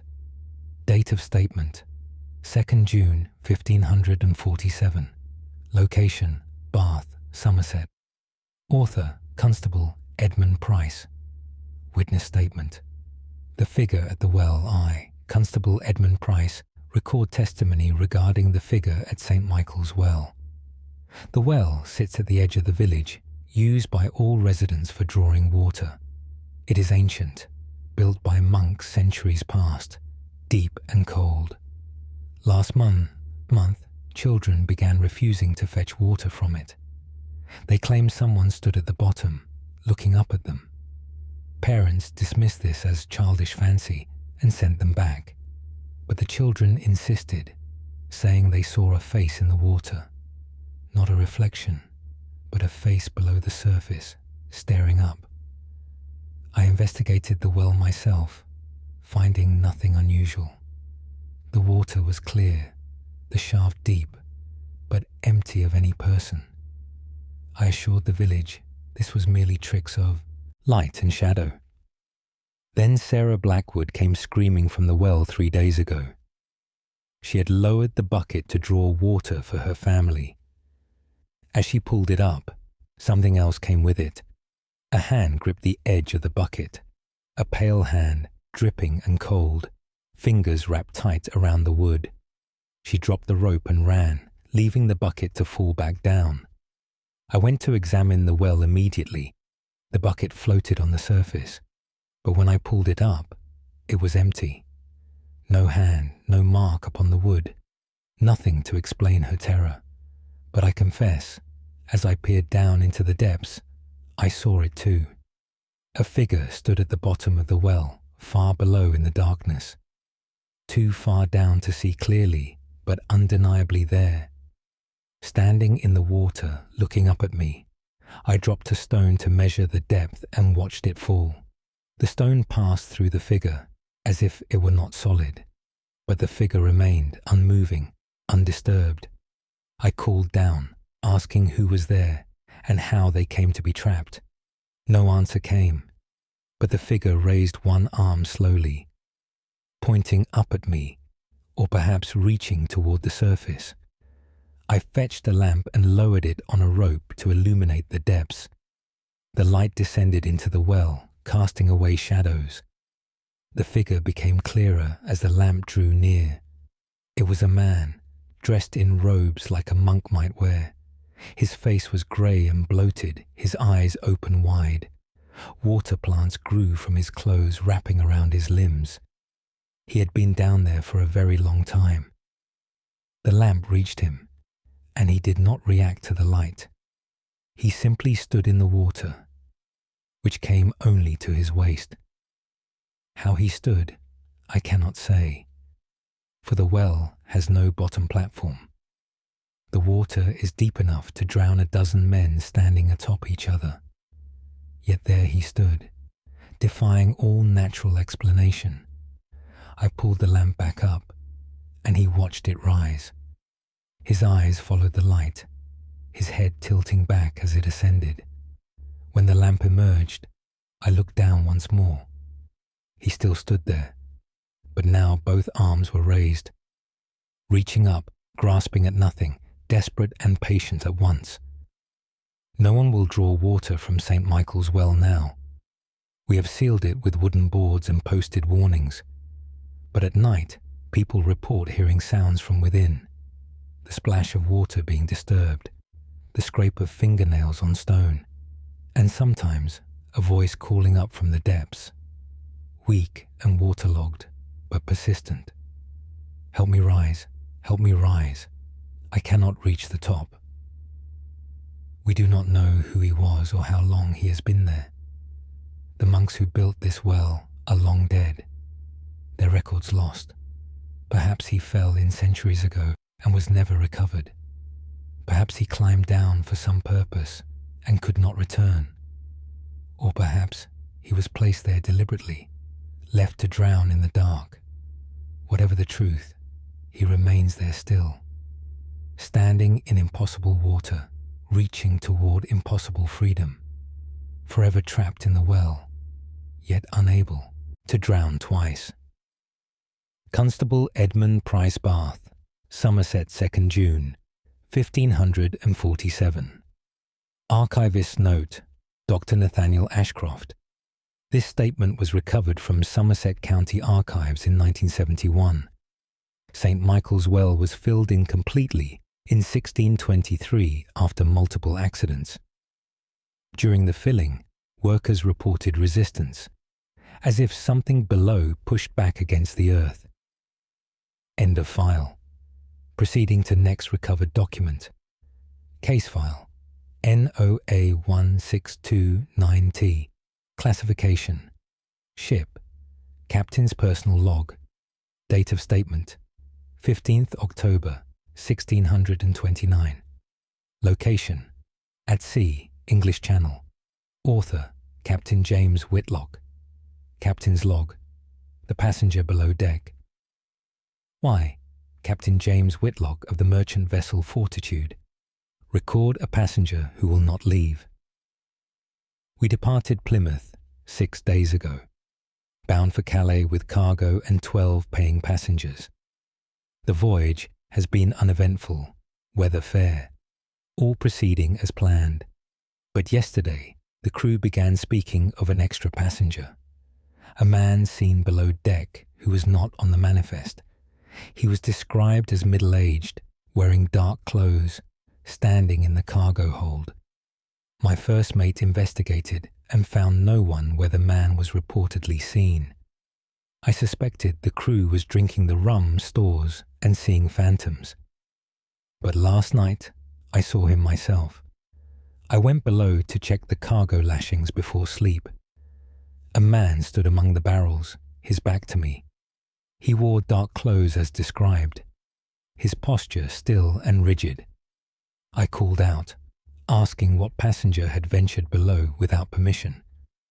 He turned slowly to face me. His features were indistinct in the lamplight, shadowed and unclear. But I saw his eyes, and they were wrong. Flat, lifeless, reflecting no light from my lamp. I asked his name and which cabin he occupied. He opened his mouth but produced no sound. His jaw moved as if speaking, but silence filled the space where words should be. Then he raised one hand and pointed at the floor beneath his feet. I looked down and saw nothing unusual, just wooden planks. When I looked up again, he was gone. The hold was empty, no place he could have hidden so quickly. I searched thoroughly, finding only cargo and shadows. But the air was cold where he had stood, far colder than the rest of the hold. This morning, I questioned all passengers at breakfast. I counted them twice to be certain. 12 passengers, exactly as recorded, all accounted for. Yet the crew insists they have seen 13 people aboard. The 13th always appears alone, always below deck. He never speaks, never moves beyond standing and pointing. My navigator claims he saw the figure last night as well, standing in the same spot in the cargo hold, pointing at the floor. He examined the planks carefully and found nothing unusual, but he noted the marking carved into the wood there. A date, October 15, 1612, 17 years ago to this very day. I checked the ship's history in my records. The Fortitude was built in 1608, has sailed these routes for years. But I found a notation from 1612. A passenger died aboard during a crossing, his body committing to the sea. His name was Thomas Grayson, died October 15th of unknown causes. His body was prepared for burial, but before it could be properly consigned to the deep, a storm struck. The crew, in their haste to secure the ship, left the body below deck. By morning, they could not find it anywhere aboard. It was presumed washed overboard during the storm, though no one remembered seeing it swept away. The matter was recorded and forgotten. But now, I wonder if Thomas Grayson ever truly left the Fortitude, if perhaps his body lies beneath those planks in the cargo hold, if the crew, panicked by the storm, hid it there and never confessed. The figure appears every few hours now, always in the same place, always silent, always pointing down, making the same accusation without words. I have considered tearing up the planks to investigate, but we are still 2 days from port, and I fear what such action might unleash. If Thomas Grayson lies beneath those boards, he has waited 17 years. He can wait 2 days more, but I confess, I dread what we might find, and I dread more what will happen once we disturb his rest. Will he finally leave this vessel, or will he become something worse than a silent figure in the hold? Captain James Whitlock, The Fortitude at Sea, 15th October 1629. Archivist's note, Dr. Nathaniel Ashcroft. This log was acquired from maritime records in 1947. The Fortitude's later logs make no mention of investigating the cargo hold. The ship was decommissioned and broken up in 1655. No remains were reported found. End of file. Proceeding to next recovered document. Case file NOA 1683H. Classification Miner's written account. Date of statement 24th March 1683. Location Cornwall, England. Author Mine Foreman Jack Trevanian. Written account The Man in Shaft 7. Jack Trevanian, foreman of Wheel Fortune. Tin Mine. Record the presence in Shaft 7. We discovered the new shaft 3 months ago, extending the mine deeper into the earth. The shaft runs straight down for 40 fathoms before branching into working tunnels. Good ore deposits, strong timbers, no water trouble. All was well until young Peter Nancaro went down for the night watch. Each night, one man stays below to listen for sounds of collapse or flooding. It is lonely work, but necessary for the safety of all. Peter climbed back up at dawn, pale and shaking. He said someone else was down there with him. A man standing in the tunnel, not moving, not working, just standing. Peter called out, but the man did not respond. When Peter approached with his lamp, the man was no longer there. But Peter heard, breathing in the darkness, slow and steady. He spent the night hearing that breathing, always close, but never finding its source. I thought he was frightened by his own echoes and shadows. I sent another man down the next night, older and less prone to fancies. He returned with the same report.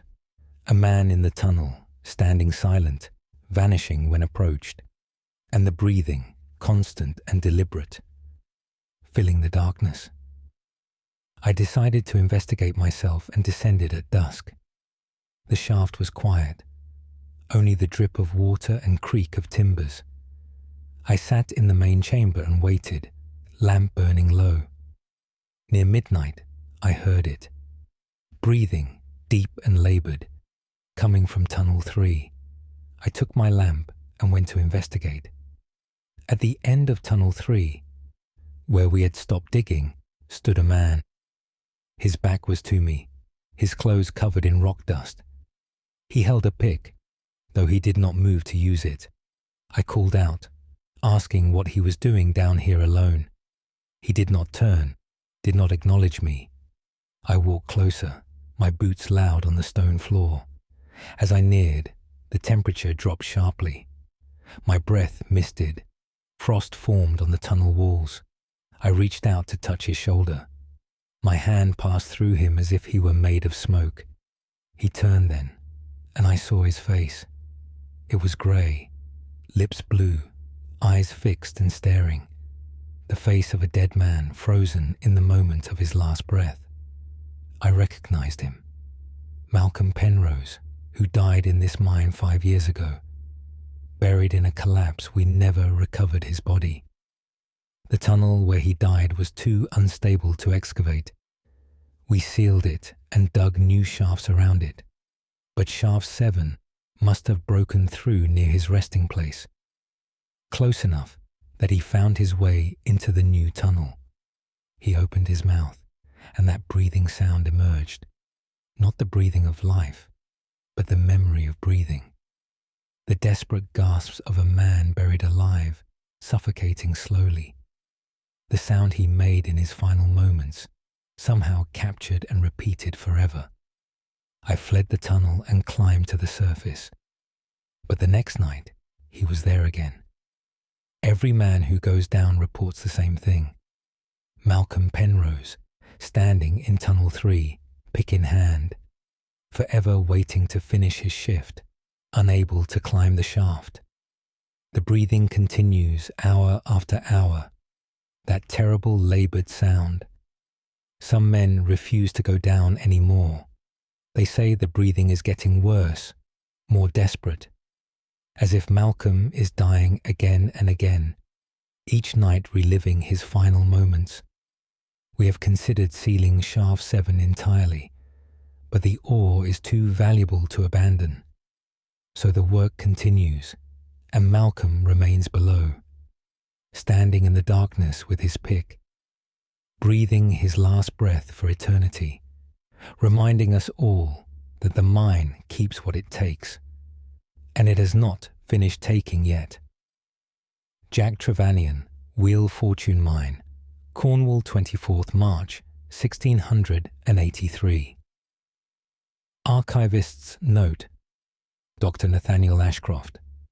This account was found in Cornish mining records during British Museum research in 1906.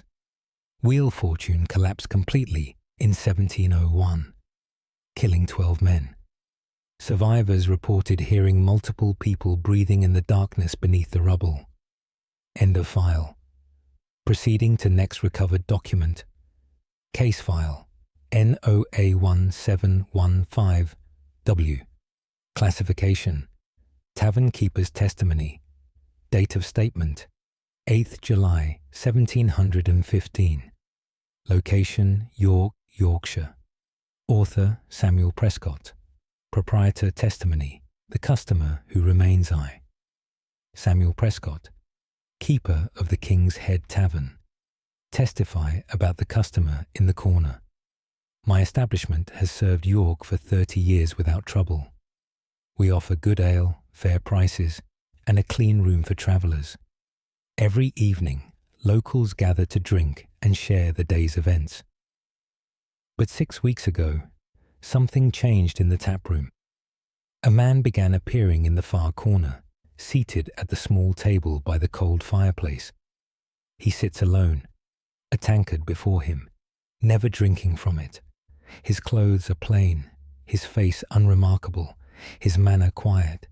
He troubles no one, speaks to no one, simply sits and watches.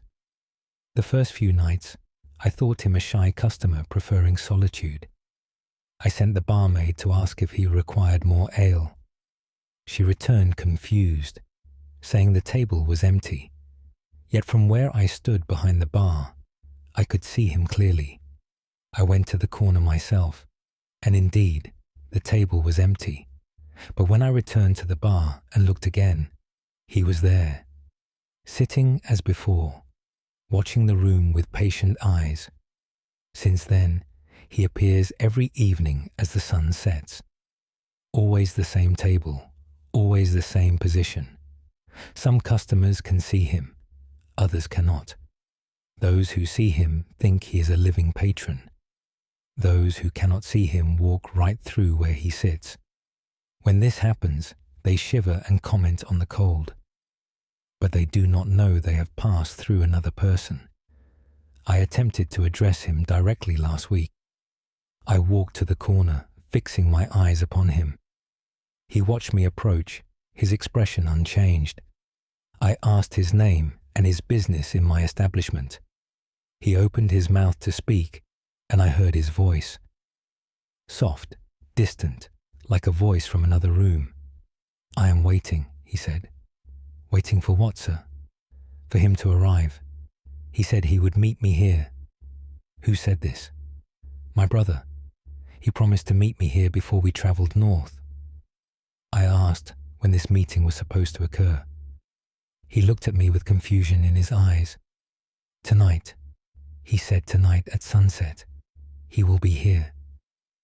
I asked how long he had been waiting. He thought for a moment, his brow furrowing. "I am not certain. The days seem unclear, but he will come," he promised. I researched the tavern's history after this conversation. 35 years ago, before I purchased the property, a man was killed outside. His name was Robert Marsh, stabbed during a robbery. He had been waiting inside for his brother to arrive. They were planning to travel north together to find work. But the brother was delayed, arriving the next morning to find Robert dead. Robert Marsh still waits in that corner, still believing his brother will arrive at sunset, still trusting in a promise that cannot be kept. Each evening, he appears and takes his place. Each evening, he watches the door with hopeful eyes. Each evening, he waits as the hours pass. And each evening, just before dawn, he fades away, only to return the next sunset and wait again. Some customers find his presence unsettling and choose to drink elsewhere. Others do not see him and wonder why I keep that corner table empty. I have considered selling the tavern, starting fresh in another town. But I confess, I feel pity for Robert Marsh. Someone should witness his vigil, even if his brother never does. Someone should remember that he waits faithfully for a reunion that will never come. So I keep the table empty and clean. I keep the tankard filled, though he never drinks. And I watch him wait, night after night, for the brother who arrives too late, forever too late. Samuel Prescott, The King's Head, York, 8th July 1715. Archivist's note. Dr. Nathaniel Ashcroft. This testimony was part of Yorkshire Tavern records acquired in 1963. The King's Head was demolished in 1834. The records note that during demolition, workers found a blood stain on the stones that would not wash away. End of file. Proceeding to next recovered document. Case file. NOA 1742D. Classification. Lighthouse Keeper's Official Report. Date of statement, 3rd December 1742. Location, Flamborough Head, Yorkshire. Author, Keeper, Benjamin Nash. Official report, the figure on the rocks are Benjamin Nash, Keeper of Flamborough Head Lighthouse. Report the figure on the rocks below. The lighthouse stands on high cliffs overlooking the North Sea. Below, jagged rocks emerge from the water at low tide, deadly to any vessel that strays near. For 11 years, I have kept the light burning, warning ships away from this dangerous coast. In all that time, I have never seen another soul on those rocks. The climb down is treacherous, the rocks slippery and sharp. No fisherman ventures there. No walker risks the descent. Yet 3 weeks ago, I saw someone standing on the largest rock. It was near midnight, and the moon was bright. A woman stood on the outermost rock, surrounded by churning water. She faced the sea, her dress whipping in the wind, her hair loose and wild.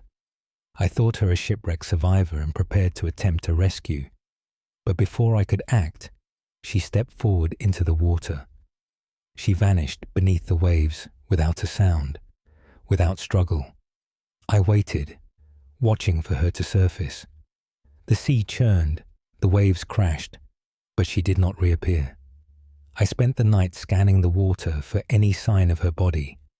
Nothing washed ashore, no debris, no trace of her existence. At dawn, I considered whether I had imagined the entire scene. But the following night, she was there again, standing on the same rock, facing the same direction. At precisely midnight, she stepped forward into the water. And again, she vanished without surfacing. This has continued every night since. She appears at midnight on the outermost rock. She stands for several minutes, facing the dark water. Then she walks forward and is consumed by the sea. Last week, I climbed down to the rocks during daylight to investigate. The descent was difficult, taking over an hour. I reached the outermost rock where she stands. The stone was smooth from centuries of wave action, treacherous with seaweed. I found no evidence of anyone having been there. No footprints, no belongings, no disturbance of any kind. But the rock was cold, far colder than it should be. And in one spot where she stands, the stone was covered in frost. Frost, despite the sun shining warm and the summer season. I touched the frozen patch, and my hand burned with cold. When I pulled away, I saw an imprint in the frost, the shape of a woman's foot, perfectly preserved. I have searched local records for any explanation. 30 years ago, a woman named Catherine Whitby drowned herself from these very cliffs. She had received word that her husband's ship was lost at sea. All hands perished. Unable to bear the grief, she came to the lighthouse at midnight. The keeper of that time saw her walk to the cliff edge and step off. Her body was never recovered from the rocks below. But what I witness is not the fall from the cliff. Catherine appears already on the rocks, as if she has been there all along. She stands where she landed, where her body broke upon the stones. And each night, she walks into the sea that took her husband, searching for him in the depths, never finding him, never stopping. She will walk into that water every night forever, completing the death that began on the rocks, seeking the reunion that can never come. I no longer watch for her, but I hear the splash each night, the sound of something entering the water below, the sound of a soul unable to accept its ending. Benjamin Nash Flamborough Head Lighthouse, 3rd December 1742 Archivist's Note, Dr. Nathaniel Ashcroft. This report was discovered in Lighthouse Service records during a 1969 British Museum acquisition. Flamborough Head Lighthouse was rebuilt in 1806. The new keeper reported the same phenomena within weeks of taking the post. End of file. Proceeding to next recovered document. Case file NOA 1768K. Classification Parish Clerk's Chronicle. Entry date of statement 16th February 1768. Location Winchester, Hampshire. Author Parish Clerk Henry Woodward. Chronicle entry The Penitent at the Altar. Henry Woodward, Clerk of Winchester Cathedral. Record the penitent who kneels at the altar. My duties include maintaining the cathedral, preparing for services, and recording notable events. The cathedral is ancient, its stones holding centuries of prayer and worship. At night, the building is locked, and I am the last to leave. 4 months ago, I began finding evidence of a nighttime visitor. Candles were lit at the main altar, though I had extinguished all flames. The kneeling cushion was disturbed, compressed as if someone had prayed there for hours. I suspected a vagrant had found entry and was sleeping in the cathedral. I searched thoroughly, but found no one hiding among the pews or chapels. I locked the cathedral more carefully, checking every door and window. Yet the next morning, candles were lit again. The cushion disturbed once more. I decided to keep watch one night, hiding in the organ loft. At midnight, I heard the great door open, though I had locked it myself. Footsteps echoed through the nave, slow and purposeful. A figure entered, robed and hooded like a monk. He walked down the central aisle toward the altar, his movement stiff. He knelt before the altar rail and lowered his head in prayer. The candles ignited spontaneously as he knelt, their flames burning bright. I watched him for over an hour, and he never moved from that position, never shifted his weight, never raised his head, never made a sound. As the cathedral bells rang for matins, he stood and walked back down the aisle. He passed through the locked door as if it did not exist. The candles extinguished the moment he departed. I descended from the loft and examined the altar. The kneeling cushion was warm, compressed from long use. But most disturbing were the marks on the stone floor. Worn spots where knees had pressed into the stone itself, not the cushion, but the bare stone beneath it, as if someone had knelt there so long, so often. They had worn grooves in the rock. I researched the cathedral's history, seeking explanation. 200 years ago, a monk named Brother Edmund served this cathedral. He was accused of a terrible crime, theft from the church coffers. He maintained his innocence, but evidence was found in his cell. As punishment, he was forced to kneel at the altar for 3 days and nights. He was to pray for forgiveness and divine judgment. On the 3rd night, he was found dead, still kneeling in prayer. The physicians said his heart gave out from the strain and cold. But Brother Edmund had sworn his innocence with his final breath. He had prayed for 3 days that God would vindicate him. 10 years after his death, the true thief was discovered. Another monk confessed on his deathbed to framing Brother Edmund. By then, it was too late to restore Edmund's name or give him proper burial. He had been interred in unsanctified ground, marked as a sinner. Now he returns each night to the cathedral, kneeling where he died, continuing the penance he never deserved, praying prayers that were heard but never answered in his lifetime. I have witnessed him many times since that first night. He appears without fail, kneels in perfect stillness, then departs before dawn. The candles light themselves in his presence, as if heaven acknowledges him now. But he cannot stop kneeling, cannot end his vigil. The false punishment has become his eternal sentence. He prays for forgiveness he never needed. He performs penance for crimes he never committed, and he will kneel there every night until Judgment Day itself. Henry Woodward, Winchester Cathedral, 16th February, 1768. Archivist's note, Dr. Nathaniel Ashcroft. This chronicle entry was preserved in Winchester Cathedral archives, copied to British Museum records in 1907. Brother Edmund's grave was located in 1889, and his remains reburied in the cathedral with full honours. The nighttime appearances reportedly ceased afterward. End of file. Proceeding to next recovered document. Case file. NOA 1809F classification. School teacher's private record. Date of statement, 25th May, 1809. Location, Exeter, Devon. Author, Teacher Margaret Sinclair. Private record, the student in the back row. Margaret Sinclair, teacher at Exeter Girls' School. Record the student who will not leave. I have taught here for 5 years, educating girls aged 8 to 14. My classroom holds 20 desks arranged in neat rows.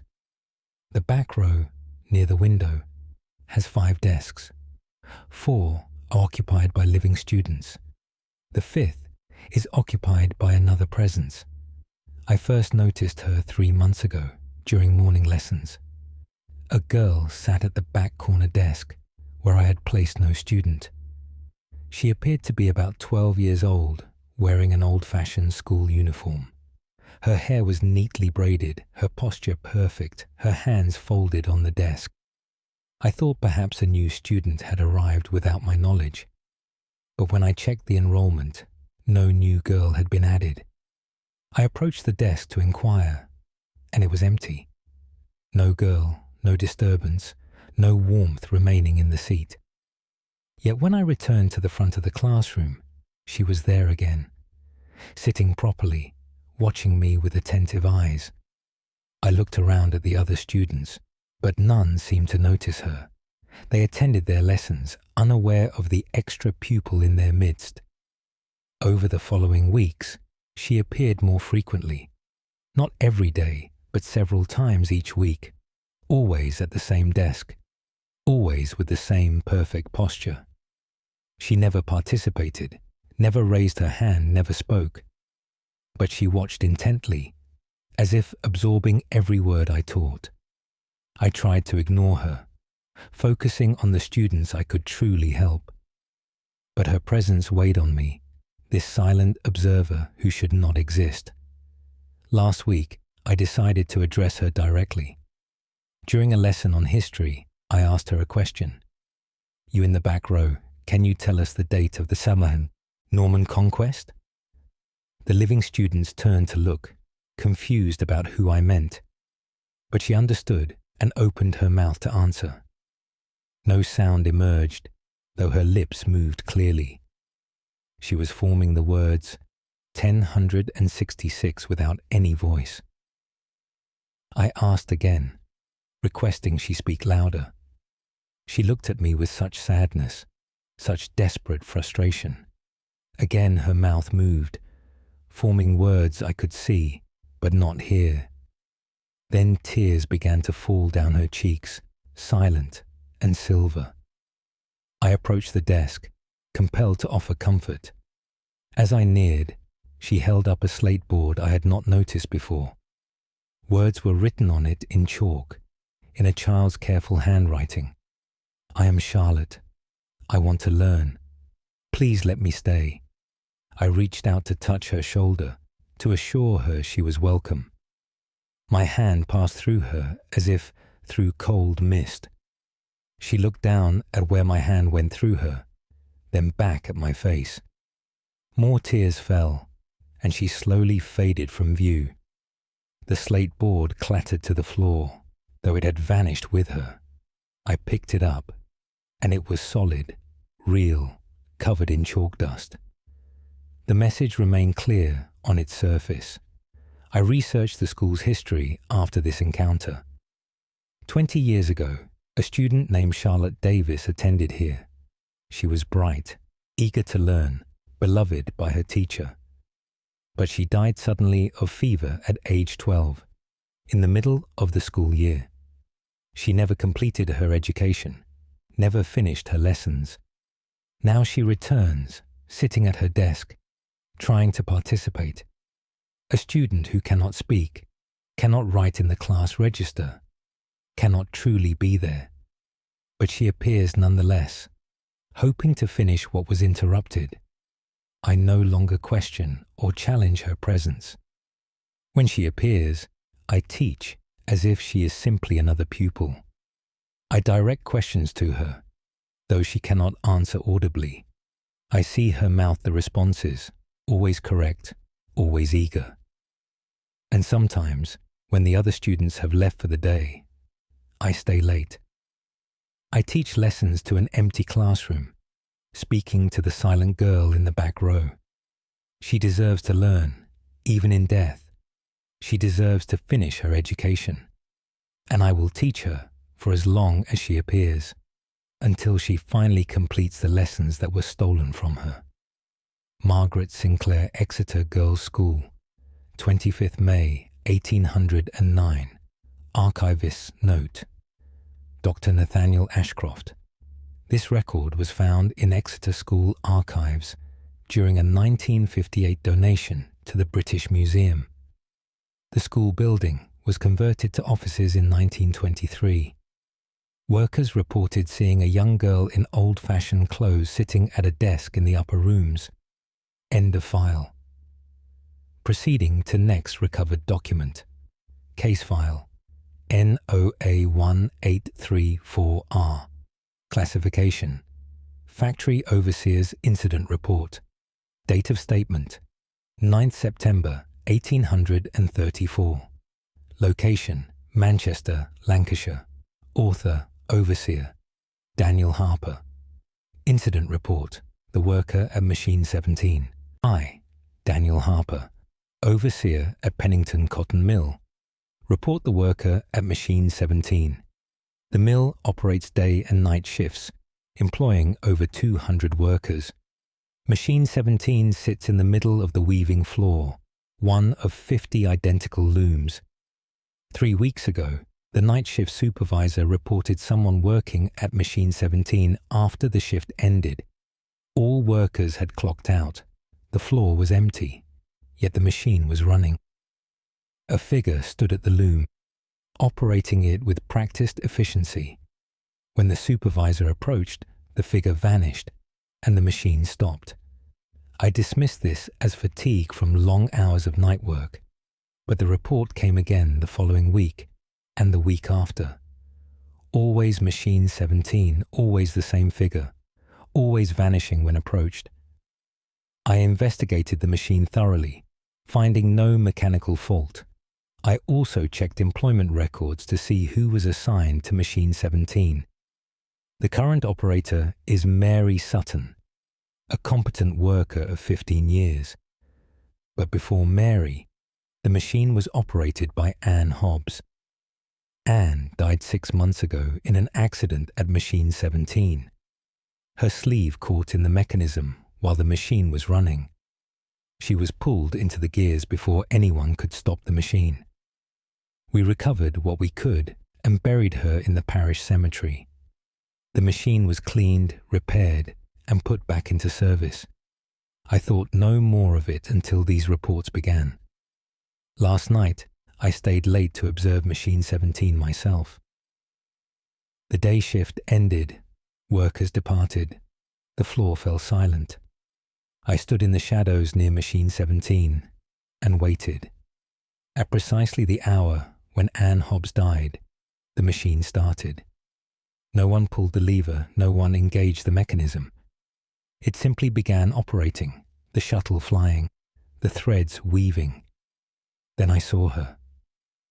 Anne Hobbs appeared at the machine, her hands moving through the familiar motions. She wore the same dress she died in, the sleeve torn where the machine caught her. Her face was grey, her eyes focused entirely on her work. She operated the machine with the same skill she showed in life. The shuttle flew, the cloth formed, the pattern emerged, but the cloth was not real, vanishing as quickly as it was woven. I stepped forward, calling her name. She did not respond, did not look up from her work. Her hands continued their practiced movements, automatic and endless. I reached out to stop the machine, to pull the lever. My hand passed through it, the mechanism as insubstantial as the worker. Yet I could hear everything, the clack of the shuttle, the rattle of the gears. The machine ran for exactly 1 hour, the length of Anne's final shift. Then she looked up, and her eyes met mine. They were filled with confusion and terror. She looked down at her hands, at the machine, as if seeing them for the first time. Then she was gone, and the machine stopped. But the next night, she appeared again at the same hour, operating the machine that killed her, weaving cloth that does not exist, trapped in the moment of her death, forced to complete a shift that never ends.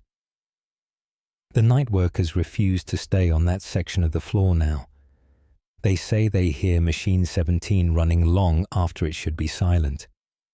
They say they hear Anne Hobbs humming, as she used to do while working. They say sometimes the machine produces a single thread that appears real, a thread of cloth that vanishes when touched, like morning dew. I cannot stop the machine from running at night. I cannot free Anne from her eternal shift.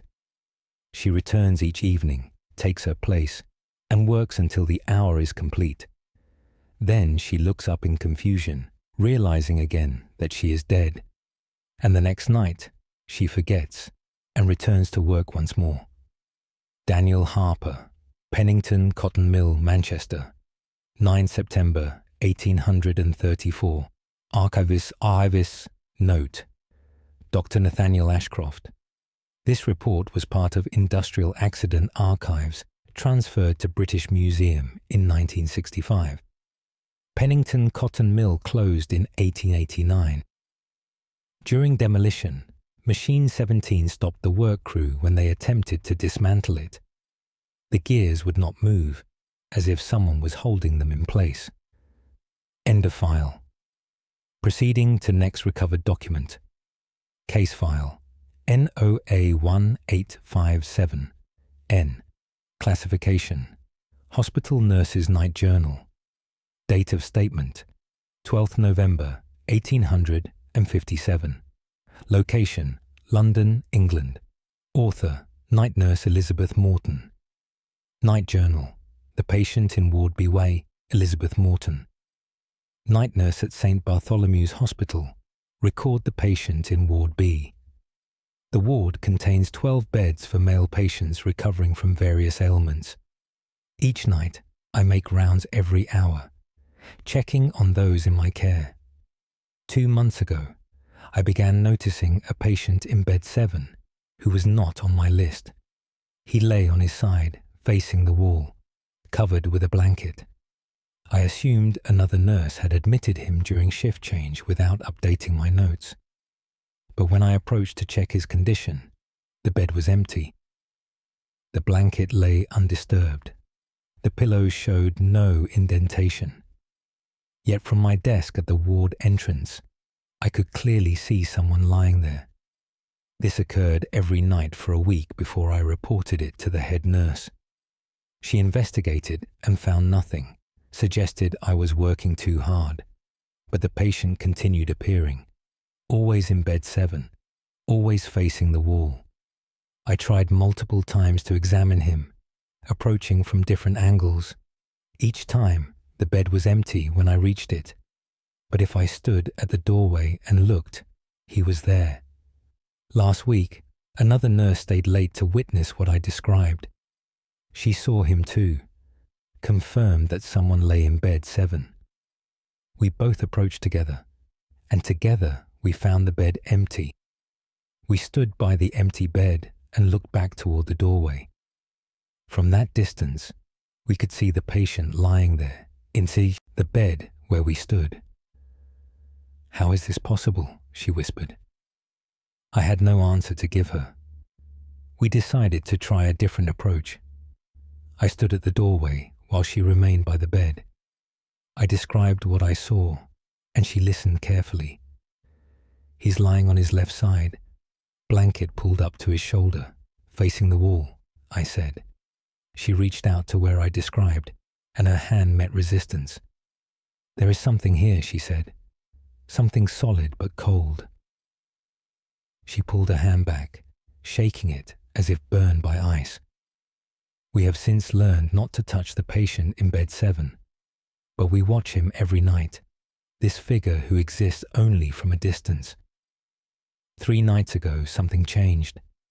I was making my rounds when I saw the patient sit up.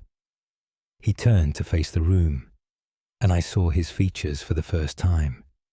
His face was young, perhaps 30 years, drawn with illness. He looked directly at me, and his mouth moved. Though no sound carried across the ward, I understood what he said. "Am I dead?" I shook my head, unsure how to answer. He looked down at his hands, examining them carefully. Then he looked around at the other patients, sleeping peacefully. "Why can I not speak to them? Why does no one hear me?" I wanted to respond, to offer comfort. But what could I say? He lay back down, turning again to face the wall, and he has remained in that position ever since. I researched the history of Bed 7 in hospital records. 18 months ago, a man named Thomas Reed died in that bed. He had pneumonia, deteriorated quickly, died in his sleep facing the wall. The last words in his chart were written by the night nurse. Patient became unresponsive during night rounds, believed to be sleeping. They did not realize Thomas had died until morning. He spent his final hours lying there, unattended and alone. Perhaps he still does not know he passed away. Perhaps he lies there waiting for someone to check on him, waiting for a nurse to notice he needs help. I have considered speaking to him, telling him the truth, but I fear what might happen if he understands. Will he finally rest, or will the realization trap him more firmly? For now, I watch over him during my rounds. I check on the patient who cannot be touched. I care for the man who died alone, still waiting for someone to notice, still lying in bed 7, facing the wall, hoping someone will help. Elizabeth Morton, St. Bartholomew's Hospital, London, 12th November, 1857. Archivist's note. Dr. Nathaniel Ashcroft. This journal was preserved in hospital archives, later acquired by British Museum in 1983. Ward B was renovated in 1902, but Bed 7 was never reassigned. Hospital records note it was kept permanently reserved, without explanation until the ward closed in 1954. End of file. Proceeding to next recovered document. Case file. NOA1873L. Classification. Train conductor's official statement. Date of statement. 4th March 1873. Location, Birmingham, West Midlands. Author, Conductor Arthur Bennett. Official statement. The passenger in second class 1. Arthur Bennett. Conductor on the Birmingham to London line. Report a passenger who will not disembark. I have worked this route for 12 years without incident. The train departs Birmingham at 7 in the evening, arriving London at midnight. My duties include checking tickets and ensuring all passengers reach their destinations safely. 5 weeks ago, I noticed a passenger in second class carriage 3. He sat in the window seat, staring out at the passing darkness. He wore a grey suit and held a small travel case on his lap. I approached to check his ticket, but he did not respond to my inquiry. I asked again, more firmly, and he turned to face me. His eyes were empty, looking through me rather than at me. He handed me a ticket without speaking. The ticket was valid, printed for Birmingham to London, dated correctly. I punched it and moved on to the next passenger, but something troubled me about that man, though I could not explain what. At each stop along the route, I checked the carriage. The man remained in his seat, never moving, never speaking to other passengers. When we arrived in London, all passengers disembarked except him. I returned to his seat to inform him of our arrival. The seat was empty, no sign of him anywhere in the carriage. I thought perhaps he had slipped past me while I assisted others. But the next week, on the same evening train, he was there again. Same seat, same grey suit, same travel case. I checked his ticket and he handed me the same ticket as before. The date was still correct, though that should be impossible. I asked his destination, and he finally spoke. London, he said quietly. I must reach London. We will arrive in London in 5 hours, sir, I assured him. He nodded and returned to staring out the window. Again, when we arrived, he vanished before disembarking. This has continued every week for 5 weeks now. He boards the train in Birmingham, though I never see him board. He sits in the same seat, holding the same case, wearing the same clothes. He presents the same ticket, always with the correct date, and he disappears before reaching his destination. Last night, I decided to sit with him during the journey. I took the seat across from him and asked directly, "Who are you? Why do you take this train?" He looked at me with those empty eyes. I am Edward Marsh. I must reach London before midnight. Why before midnight? My wife is ill. I received a telegram. I must reach her before midnight. His voice was urgent but hollow, as if speaking from very far away. When did you receive this telegram? I asked. He thought for a long moment, confusion crossing his face. I do not remember. Recently, I think. I must hurry. I consulted the passenger manifest from years past. 7 years ago, a man named Edward Marsh was on this train. He was travelling to London after receiving word his wife was dying. The train was delayed by mechanical trouble. Arriving at midnight, he reached his home to find his wife had died at midnight exactly. Edward Marsh's own body was found on the tracks the next morning. He had jumped from the train at some point during the journey. The investigation concluded he killed himself upon learning he would arrive too late. Now he rides this train every week, trying to reach London before midnight, trying to complete a journey that ended in tragedy, forever trapped on a train that will never arrive in time. I no longer check his ticket or speak to him. I let him ride in peace, pursuing an impossible destination. Perhaps one night, the train will arrive early enough. Perhaps one night, he will reach London before midnight. Perhaps then, Edward Marsh will finally complete his journey and disembark. But I doubt it. I have seen the schedule, calculated the times. We never arrive before midnight, and we never will. Arthur Bennett Birmingham to London Railway Line, 4th March, 1873. Archivists. Note: Dr. Nathaniel Ashcroft. This statement was preserved in Railway Company records, acquired by British Museum in 1979. The Birmingham to London evening service was discontinued in 1901. Passengers on replacement routes reported seeing a man in a grey suit sitting alone in second-class carriages that were supposed to be empty. End of file. Proceeding to next recovered document. Case file NOA 129-8C.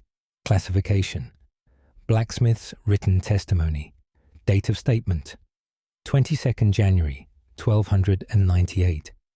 Location: Lincolnshire, England. Author: blacksmith. William Crane. Written testimony: the rider on the road. William Crane, blacksmith of the village of Spalding. Testified to what I witnessed on the North Road. My forge sits at the edge of the village where the road leads into the fens. I work late into the evening, as many travellers require repairs before continuing their journeys. 6 months ago, I began seeing a rider pass by at the same hour each night. He travels north on a grey horse, moving at a steady pace.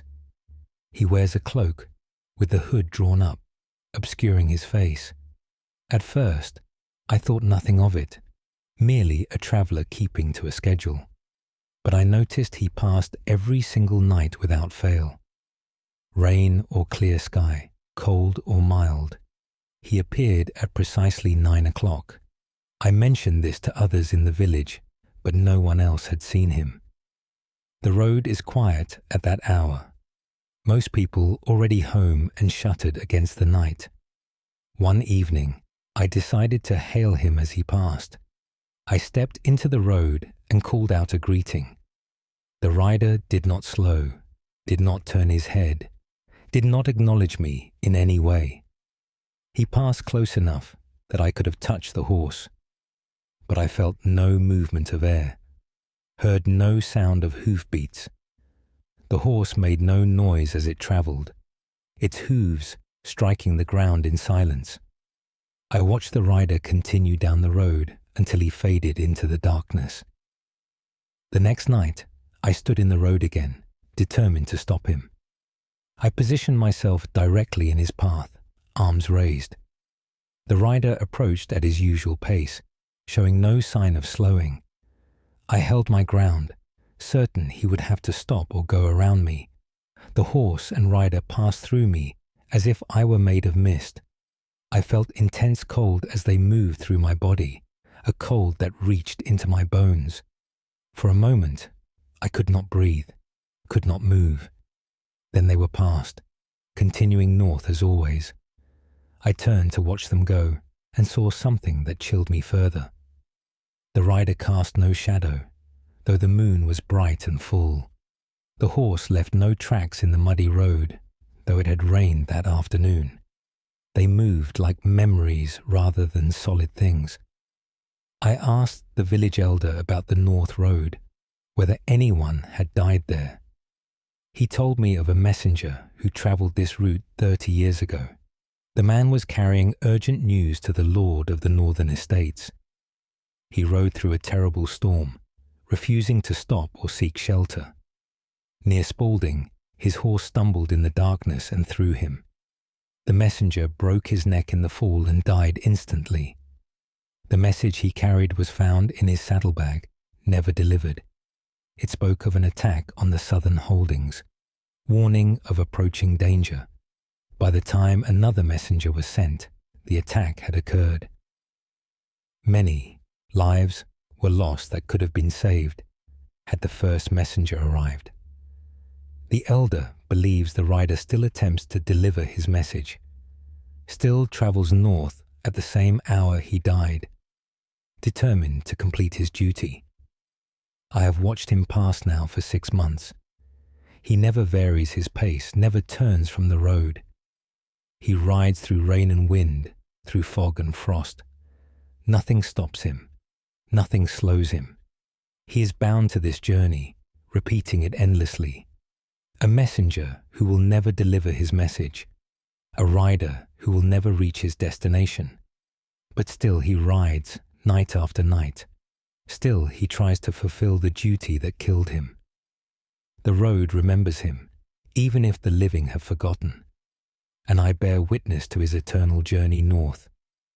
William Crane, Spalding, Lincolnshire, 22nd January 1298. Archivist's note, Dr. Nathaniel Ashcroft. This testimony was recovered from Lincolnshire church records in 1961. The North Road was abandoned in the 1400s due to fen flooding. Local accounts mention a grey rider seen on foggy nights well into the 18th century. End of file. Proceeding to next recovered document. Case file NOA 1356P. Classification Abbey Monk's Personal Notes. Date of statement 18th March 1356. Location Glastonbury, Somerset. Author Brother Martin of Glastonbury. Personal notes. The voice in the chapter house. I, Brother Martin, monk of Glastonbury Abbey, record the voice that speaks in the chapter house. The chapter house is where we gather each morning for readings and discussion. It is a sacred space built 200 years ago with excellent acoustics. Every word spoken there carries clearly to all corners of the room. 2 months passed, we began hearing another voice during our morning assembly. It would begin just as the abbot finished his reading. A single voice, speaking Latin, reciting verses from Scripture. At first, we thought one of the brothers was continuing the reading, but when we looked around, all brothers sat silent, mouths closed. Yet the voice continued, clear and strong, echoing through the chapter house. The abbot demanded to know who spoke out of turn.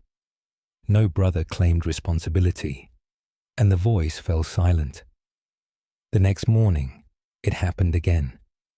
Same time, same Latin verses, same clear recitation. The abbot walked among us as the voice spoke, trying to locate its source. But the voice came from everywhere at once, from the very walls themselves. It spoke the entire passage from Romans, word perfect, then ceased.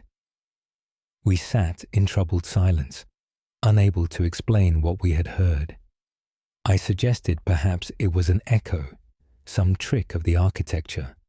But echoes do not speak new words, do not recite complete passages. This was a voice speaking with intention and knowledge. The occurrences became daily, part of our routine. The abbot would finish his reading, and the voice would begin. Always Latin scripture, always passages about judgment and forgiveness, always the same deep, resonant tone, neither young nor old. Last week, the abbot decided to address the voice directly. After it finished reciting from Corinthians, he spoke into the empty air. "Who are you that speaks in this holy place?" Silence followed, longer than usual. Then the voice responded, not with scripture, but with words of its own. "I am Brother Paulinus. I serve this abbey in life.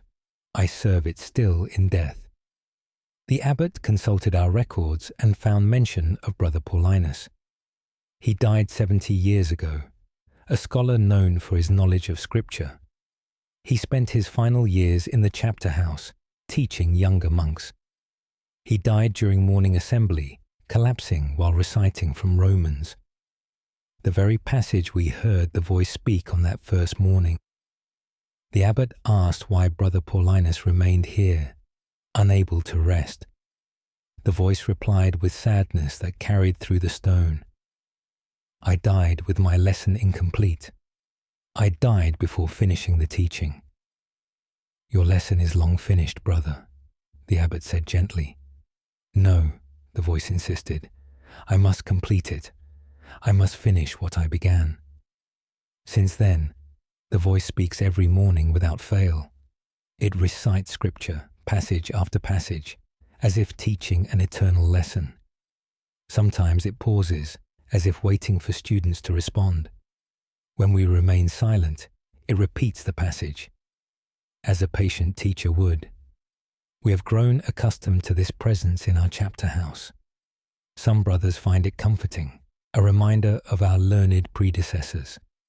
Others find it unsettling, a sign that some souls cannot find peace. I confess I am uncertain which view is correct, but I listen each morning as Brother Paulinus continues his teaching. His voice never wavers, never tires, never loses its clarity. He recites the words he knew in life, the scriptures he loved, and perhaps in some way he does still serve this abbey, a teacher who cannot stop teaching, a scholar who cannot lay down his books, a monk who continues his holy work beyond the boundary of death. Brother Martin, Glastonbury Abbey, Somerset, 18th March, 1356. Archivist's note, Dr. Nathaniel Ashcroft. These notes were preserved in Glastonbury Abbey archives until the dissolution of the monasteries. They were later acquired by British Museum in 1954. The chapter house was destroyed in the 1500s, but locals reported hearing Latin recitation from the ruins for decades afterward. End of file. Proceeding to next recovered document. Case file. NOA1482V. Classification. Town Watchman's Night Report. Date of statement. 7th October, 1482. Location, Chester, Cheshire. Author, Watchman, Hugh Bradshaw. Night Report. The Woman at the Bridge. I, Hugh Bradshaw, Night Watchman of Chester, report the woman who stands at the Old D Bridge. My duties require me to patrol the town, from dusk until dawn. I walk the same route each night, checking doors and watching for trouble. My path crosses the Old D Bridge 4 times during each patrol. 3 weeks ago, I began seeing a woman standing at the center of the bridge. She faces the water, her hands gripping the stone wall. She wears a dark dress and shawl, her hair loose and wind-blown. The first time I saw her, I approached to ask if she required assistance. Women do not usually stand alone on bridges in the dead of night. But as I drew near, she vanished as if she had never been there. I searched the bridge and both banks, finding no trace of her. I thought perhaps she had jumped, but I heard no splash. The next night, she was there again at the same spot. Again, I approached, and again, she disappeared before I reached her. This continued for a week before I reported it to the town council. They sent 2 men to accompany me on my patrol. When we reached the bridge, the woman stood in her usual place. Both men saw her clearly, confirmed she was indeed there. We approached together, walking slowly so as not to startle her. She remained still, hands on the wall, looking down at the dark water. We came within 10 paces, and she turned to face us. Her face was pale, drawn with grief, tears streaming down her cheeks.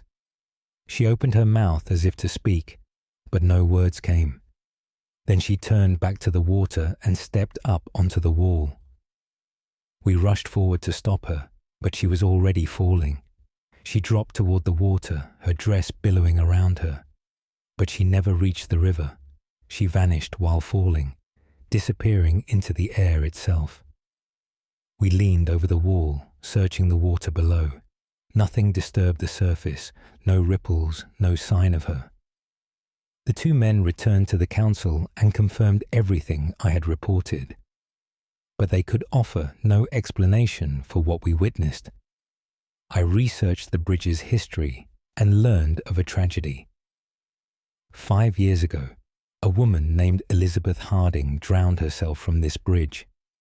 She had lost her child to fever and her husband to war within the same month. Overcome with grief, she came to the bridge at midnight and jumped. Her body was recovered 2 days later, caught in the weeds downstream. She was buried in the churchyard, her name recorded in the death register. But it seems Elizabeth still comes to the bridge each night, still stands at the center, hands on the wall looking at the water, still makes the decision to end her life, still jumps, falling forever but never landing, trapped in the moment of her final choice, unable to complete the fall, unable to reach the water that ended her suffering. I see her every night now during my rounds. Sometimes she is simply standing, lost in thought. Sometimes she is crying, tears falling into the darkness. Sometimes she is climbing up, preparing to jump. But she always vanishes before the end. The fall never finishes, the water never receives her. She is caught between standing and drowning, forever in between. I no longer try to stop her or speak to her. What comfort could I offer to someone trapped in such despair? What words could reach across the boundary she exists within? I simply note her presence in my report and continue my patrol, witnessing her eternal grief, her endless final moment, the woman at the bridge who jumps but never falls. Hugh Bradshaw Chester Night Watch, 7th of October, 1482. Archivist's note, Dr. Nathaniel Ashcroft. This report was found in Chester Municipal Archives during British Museum research in 1972. The Old Dee Bridge stands to this day.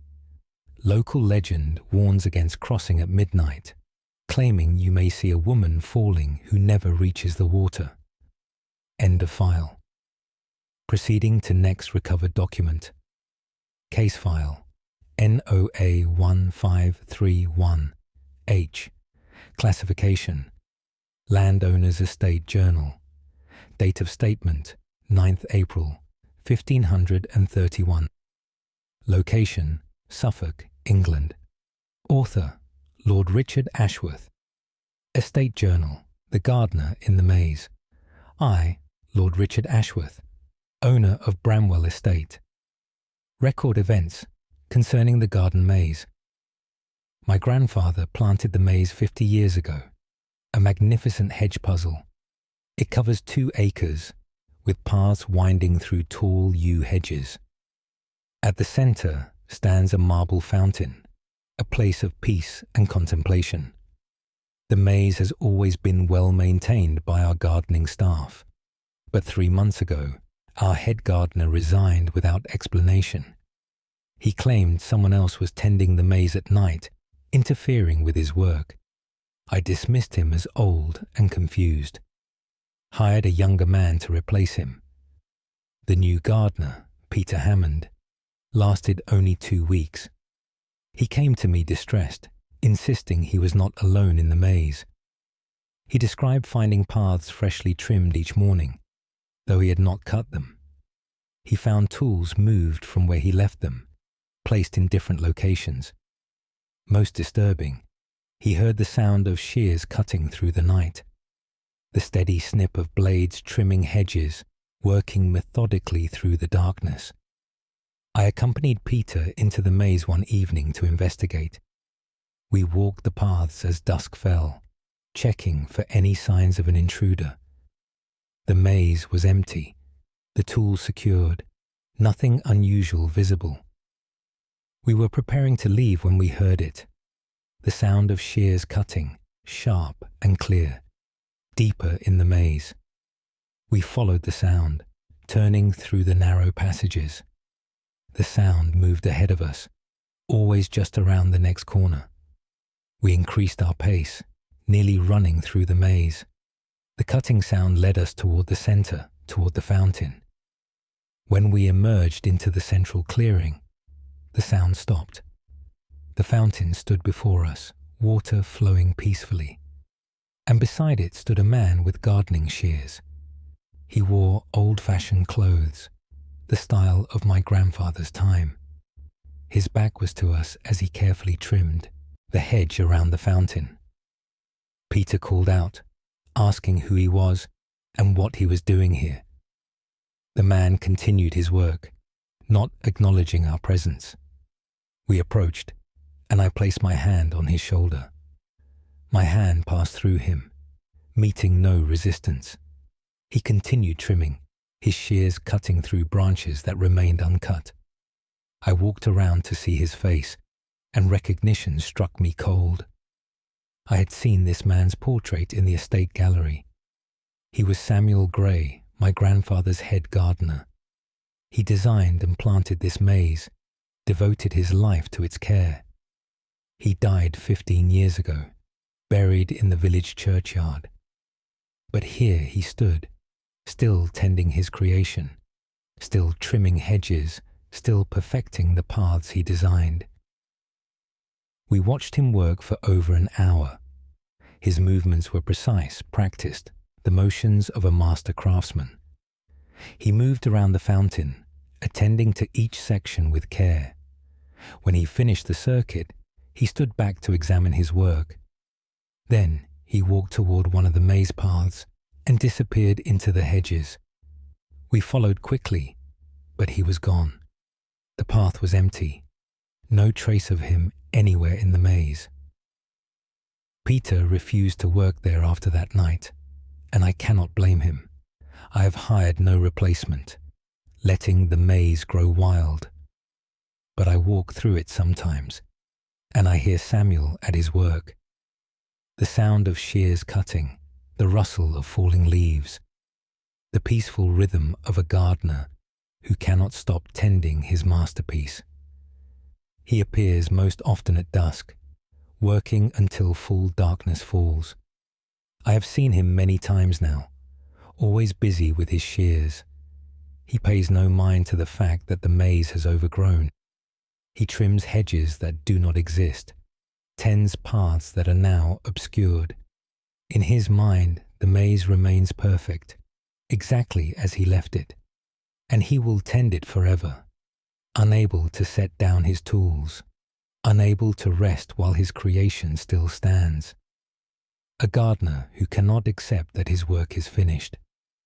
Lord Richard Ashworth Bramwell Estate, Suffolk, 9th April, 1531. Archivist's note. Dr. Nathaniel Ashcroft. This journal was acquired with Suffolk Estate Papers in 1906. Bramwell Estate was sold in 1721. The maze was removed in 1730, but groundskeepers reported hearing shears cutting where the maze once stood for decades afterward. End of file. Proceeding to next recovered document. Case file NOA1647S. Classification: Vicar's Parish Record. Date of statement: 13th July 1647. Location: Derbyshire, England. Author: Reverend Thomas Fairfax. Parish record: the chorister in the loft, I. Reverend Thomas Fairfax, Vicar of St. Stephen's Church. Record the voice in the choir loft. Our church has a fine choir loft overlooking the nave from the west end. The parish choir gathers there each Sunday to lead the congregation in hymns. 8 weeks ago, the choir director reported hearing a voice during practice.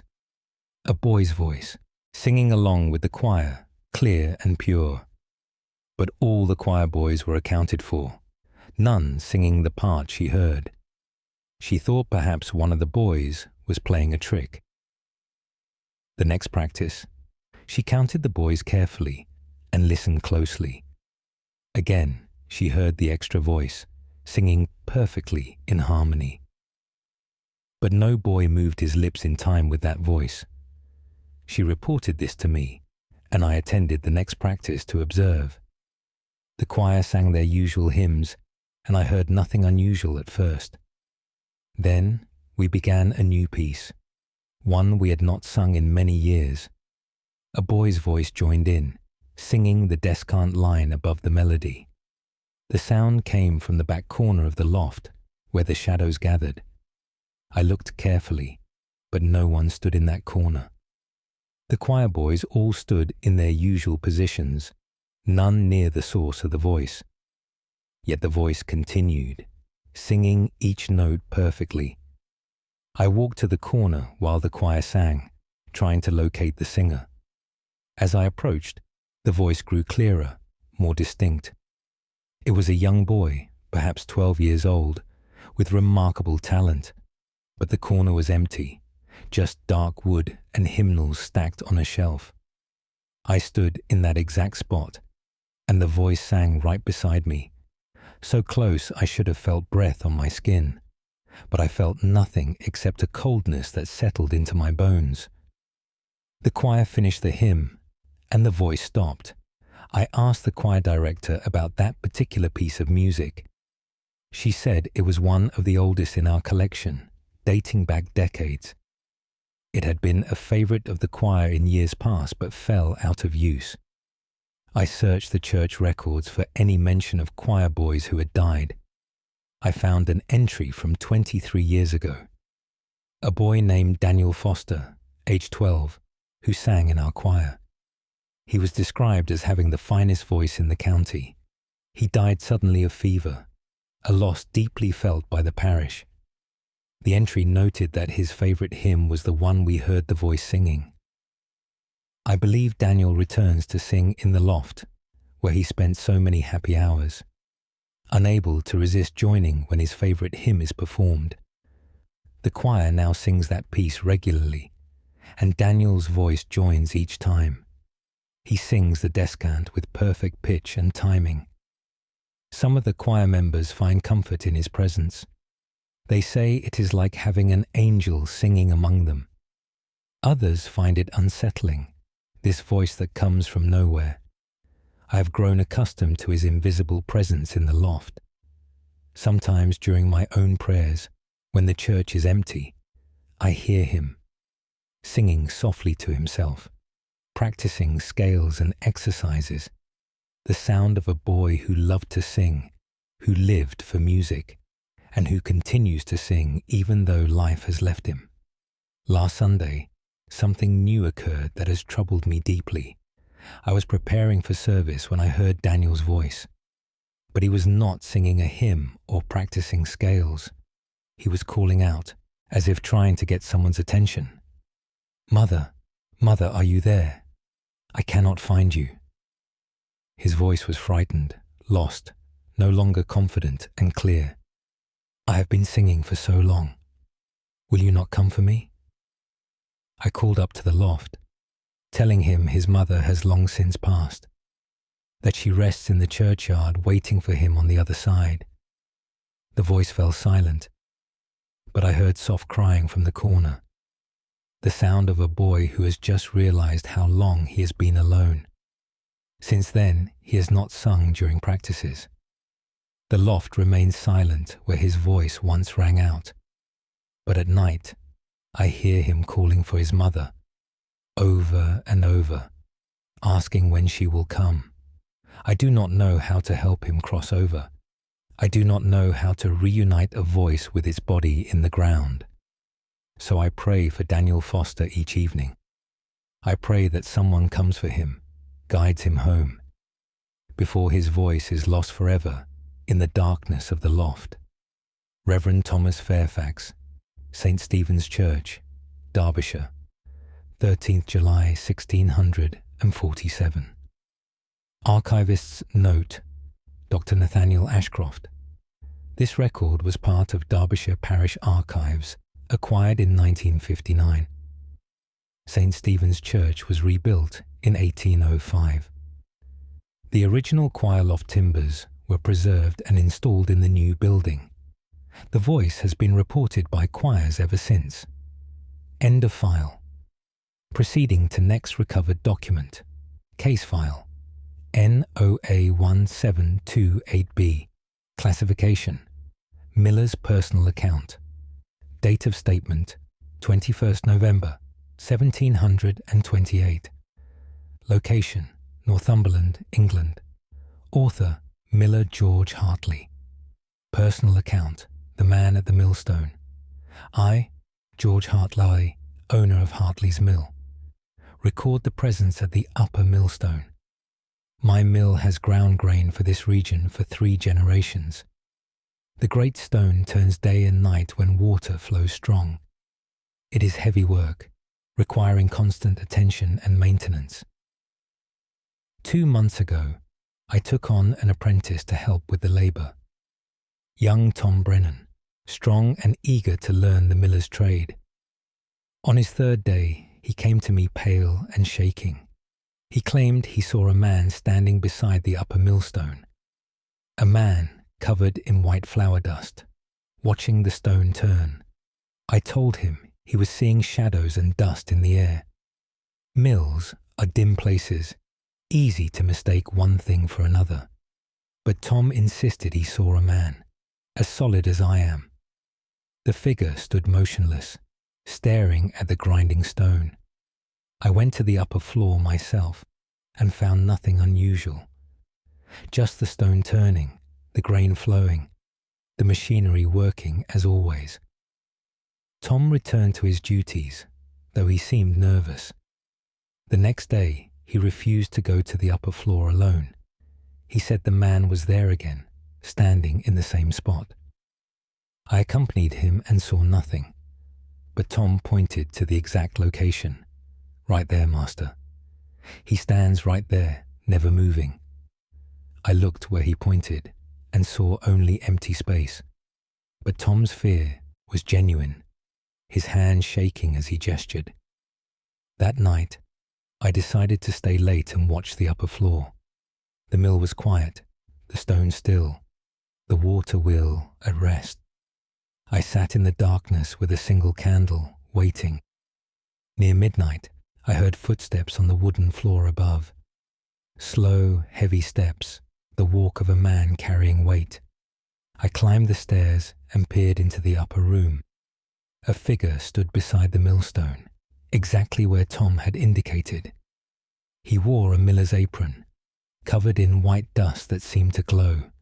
His hands rested on the stone's edge, fingers gripping the rough surface. I could see him clearly now, and I recognized him.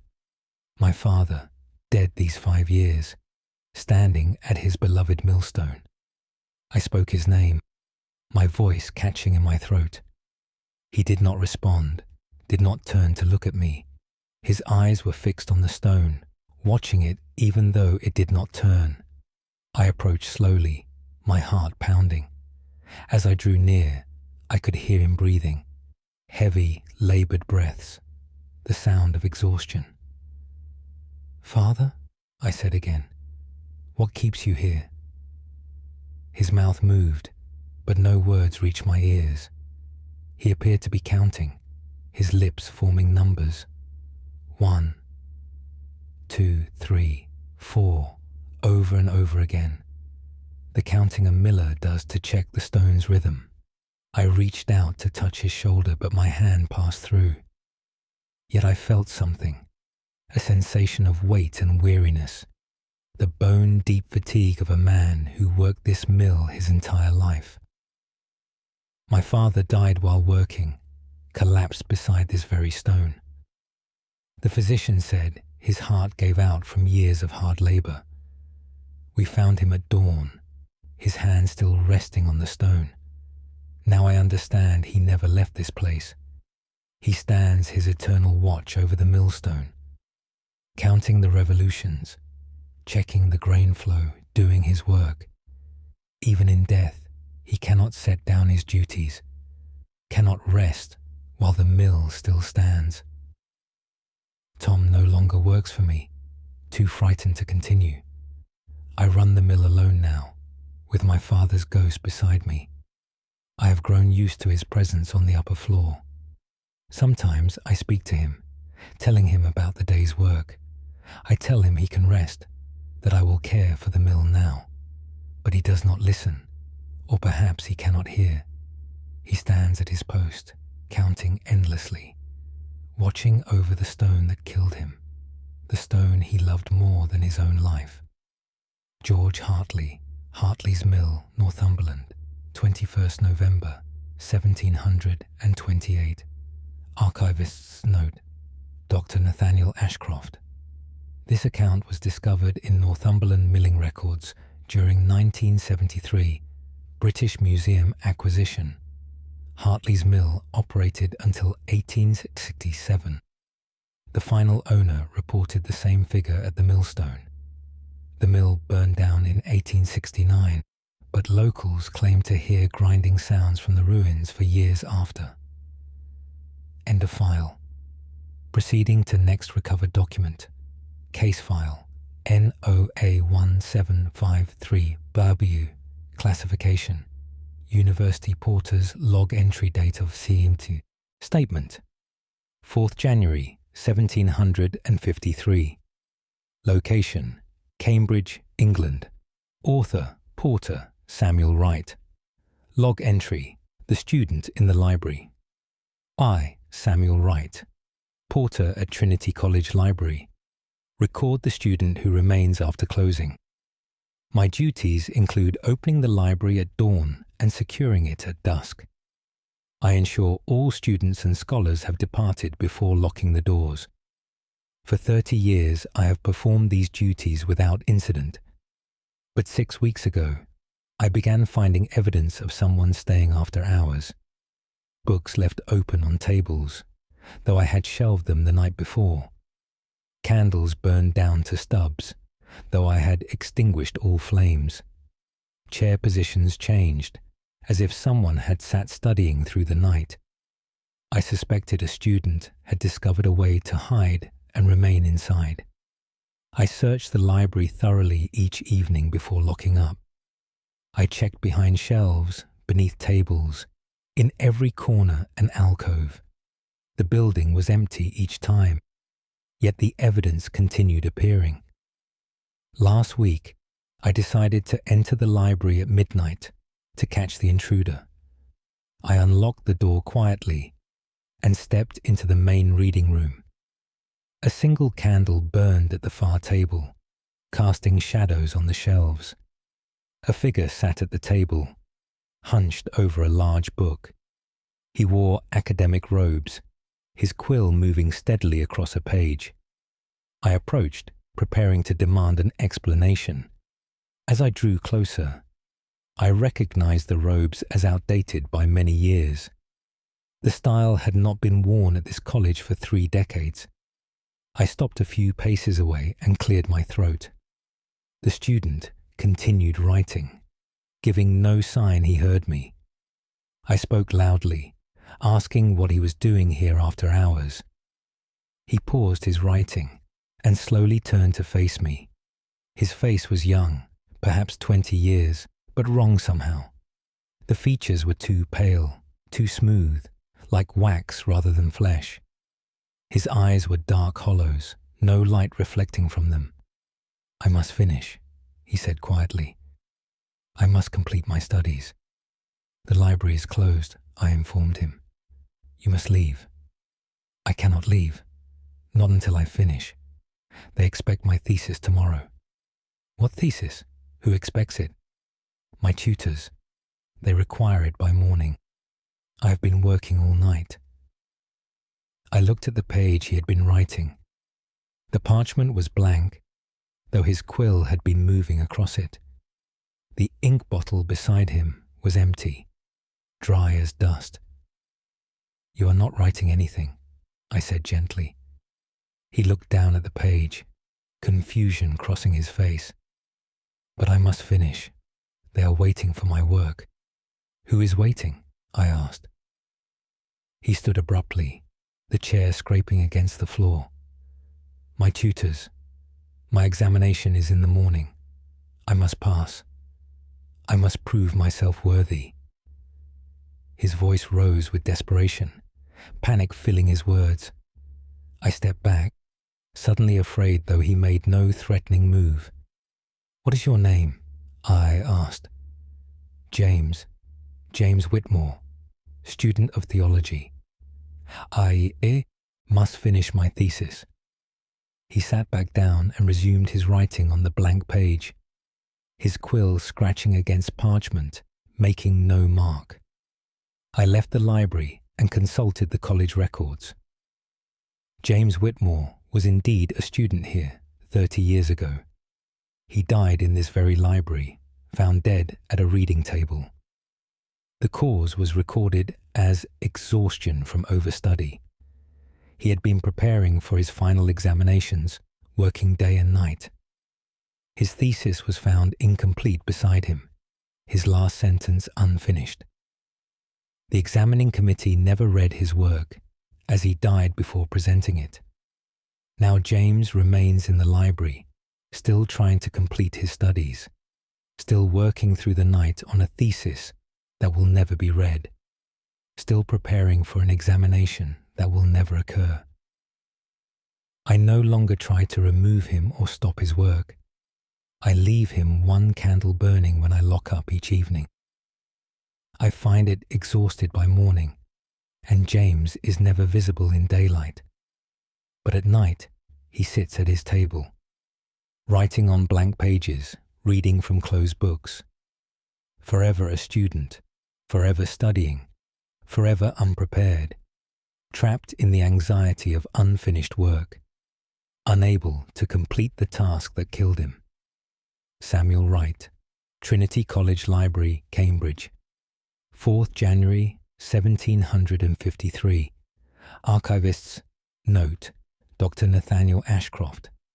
This log entry was preserved in Trinity College archives, acquired by British Museum in 1968. The library was renovated in 1840, but students continued reporting a figure studying at the far table after hours. Many claim to see him during examination periods, as if he senses their shared anxiety. End of file. Proceeding to next recovered document.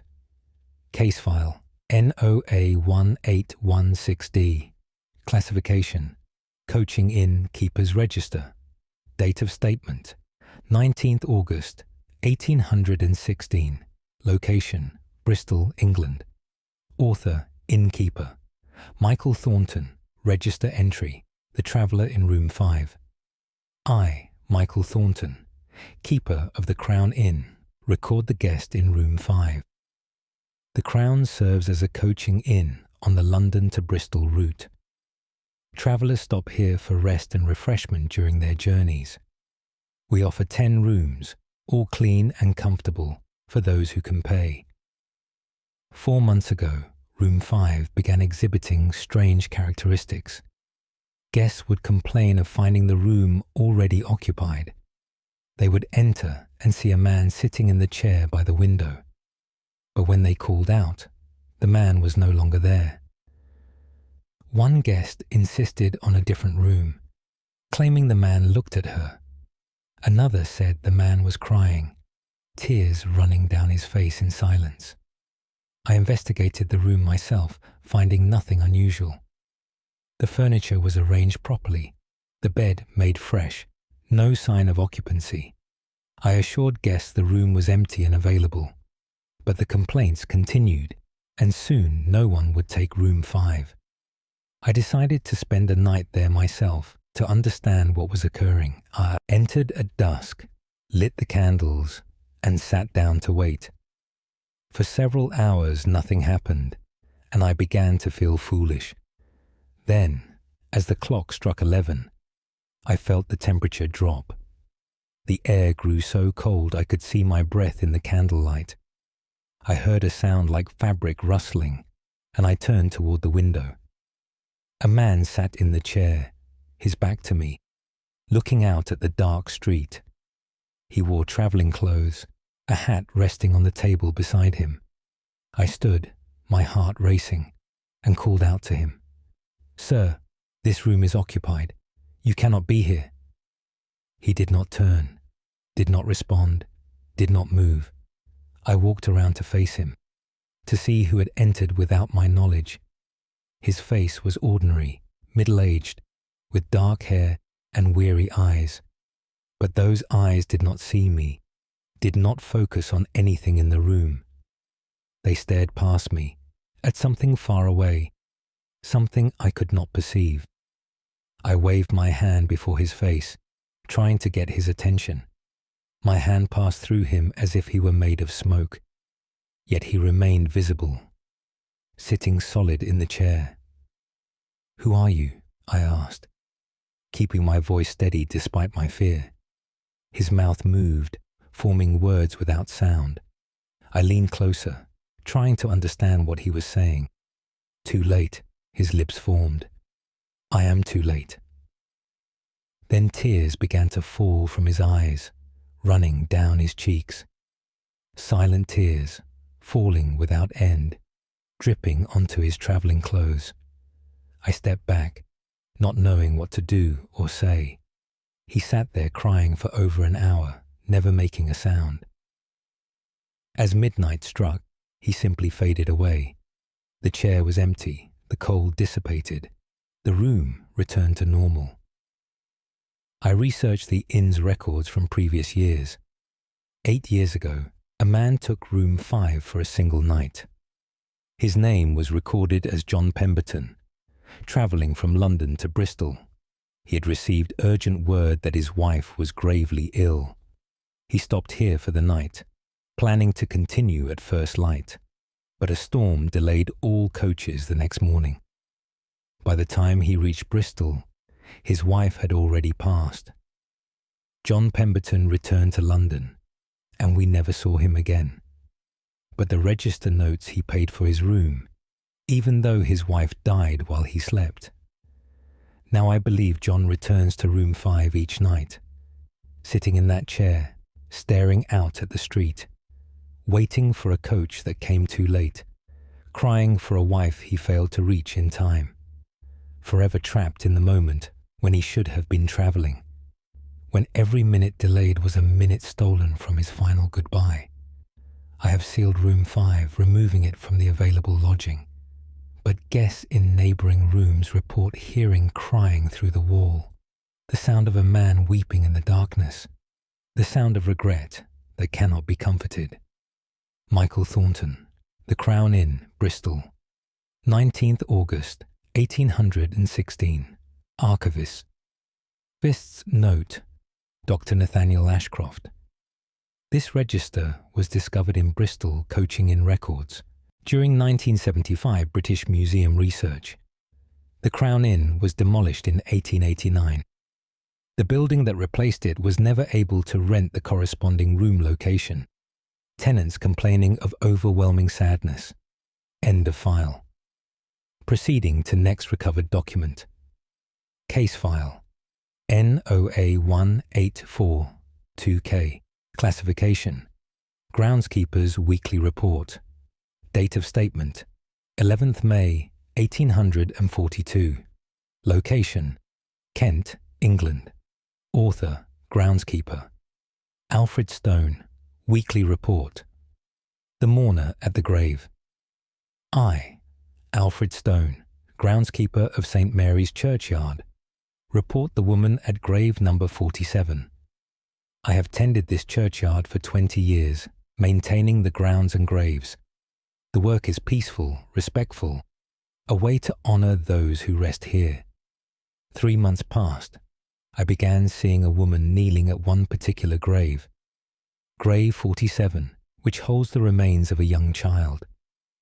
The stone reads, Emily Grace Watson, age 4 years, taken by fever. The woman wears black mourning clothes, a veil covering her face. She kneels at the grave, her hands folded in prayer or grief. At first, I thought her the child's mother, come to pay respects. Many bereaved visit graves regularly, especially mothers who lost children. I left her alone, not wanting to intrude on private sorrow, but I noticed she appeared at odd hours, sometimes well after dark. She would be there when I arrived at dawn, already kneeling. She would be there when I locked the gates at sunset, still in place. I never saw her come or go, never saw her stand or walk. She was simply there, a constant presence at that grave. One morning, I approached to ask if she required any assistance. As I drew near, I saw that her clothes were outdated by many years. The style was from decades past, no longer worn by any living person. I spoke gently, asking if she was well. She did not respond, did not turn her veiled head towards me. I walked around to face her, to see if she was aware of my presence. Through the veil, I could see her face, pale and drawn with grief. Her lips moved constantly, as if praying or speaking to the child below. But no sound emerged, just the silent movement of her mouth. I asked who she was, what relation she bore to Emily Grace Watson. Her eyes lifted to meet mine, and I felt cold pierce through me. Those eyes were empty, hollow, seeing nothing of this world. She looked through me as if I did not exist. Then she returned her gaze to the grave and continued her silent prayers. I consulted the church records about Emily Grace Watson. The child died 40 years ago, buried in 1802. Her mother was listed as Catherine Watson, who died herself 5 years after the child. Catherine Watson was buried in the same churchyard, but in a different plot. The family could not afford to place them together. Catherine rests on the far side of the churchyard, separated from her daughter. I believe Catherine returns to her daughter's grave, unable to rest apart from her. She kneels there day and night, keeping vigil over the child she could not save, speaking words of love and apology that no one can hear. I have tried several times to tell her where her own grave lies, to explain that she rests elsewhere, that she need not keep this watch. But she does not hear me, does not acknowledge the living world. She exists only in her grief, only in her need to be near her child. Other visitors to the churchyard have reported seeing her. Some find comfort in witnessing such devoted maternal love. Others find it deeply unsettling, this eternal mourning. I have grown accustomed to her presence at grave 47. I tend the plot carefully, keeping it clean and the flowers fresh. Not for Emily, who has been dust for 40 years, but for Catherine, who still watches over her daughter, who still believes her vigil matters. Her presence provides comfort. I sometimes speak to her while I work nearby. I tell her Emily is at peace, that children who die young are with angels. I tell her she should rest, that her suffering is unnecessary, but she kneels there still, unchanging and unchanged. A mother who cannot leave her child, even in death. A mourner who will grieve forever, kneeling at a grave, separated from her own resting place by the cruelty of poverty, forever unable to lie beside the daughter she could not save. Alfred Stone, St. Mary's Churchyard, Kent, 11th May 1842. Archivist's note, Dr. Nathaniel Ashcroft. This report was preserved in Kent Parish Records, acquired by British Museum in 1971. In 1889, both graves were relocated to a new section and placed side by side. The veiled mourner has not been reported since the relocation occurred. End of file. Proceeding to next recovered document. Case file NOA1868T. Classification: Museum Curator's Incident Log. Date of statement: 27th September 1868. Location: Oxford, England. Author: Curator Dr. Harold Winters. Incident Log. The visitor in the Roman Gallery. 1. Dr. Harold Winters, Curator at the Ashmolean Museum. Record events in the Roman Gallery. The gallery houses artifacts from Roman Britain, including pottery, coins, and statuary. One piece in particular is a fine marble bust of a Roman soldier. The bust was excavated from a villa site in Gloucestershire. It dates to approximately 200 years after Christ. The soldier's face is stern, typical of military portraits of that era. We placed the bust on a pedestal in the center of the gallery. 2 weeks ago, the night watchman reported seeing someone standing before the bust. A man in unusual clothing, staring intently at the marble face. When the watchman approached, the figure vanished without trace. I dismissed this as shadows or fatigue from long night hours. But the reports continued, always the same description. A man in strange clothes, standing motionless, before the Roman bust. Last week, I stayed late to work on cataloguing new acquisitions.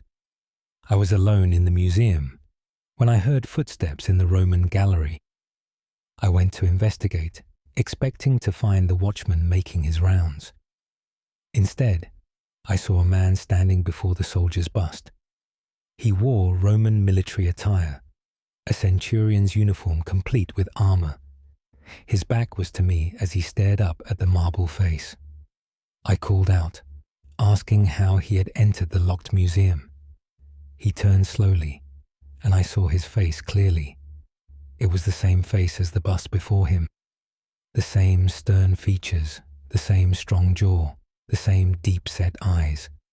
The marble was a portrait of this man, carved 2,000 years ago. He looked at me, and I saw recognition in his eyes. Not recognition of me personally, but recognition that I could see him. "Where are my men?" he asked in Latin. I understand Latin well enough to comprehend his question. "What men do you seek?" I replied in the same language. "My century, my soldiers. I led them into battle. I must find them." He turned back to the bust, raising one hand to touch the marble face. His fingers did not quite make contact, hovering just above the surface. "They made this after I fell. They told me they would remember me."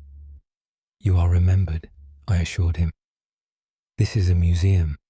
We preserve your memory." He looked around the gallery, seeing the displays of Roman life, pottery his men might have eaten from, coins they might have spent. "This is all that remains? Objects behind glass?" "It has been 2,000 years," I said gently. He nodded slowly, as if this made sense to him. "I have been searching for so long. I thought I would find them here." Find who? My men. The ones who fell beside me. The ones I failed to save. He walked along the gallery, examining each artifact with sadness. We fought well. We held the line. But it was not enough. You did your duty, I told him. You need not search anymore. But they are lost. Somewhere they are lost, and I cannot find them. He returned to the bust and stood before it once more. Perhaps if I wait here, they will come. They will see this and know to find me here. Then he faded, becoming transparent, then gone entirely. The gallery was empty again, just artifacts and silence. But the next evening, the watchman reported him again, standing in the same spot, staring at the marble face, waiting for soldiers who will never come, waiting beside a portrait of himself, 2,000 years dead. I have researched the excavation records from the villa. They found the bust in what appeared to be a shrine room. Nearby were military artifacts, weapons, and armor. The villa had burned during a raid, all occupants presumably killed. This centurion died defending that villa, his men dying with him.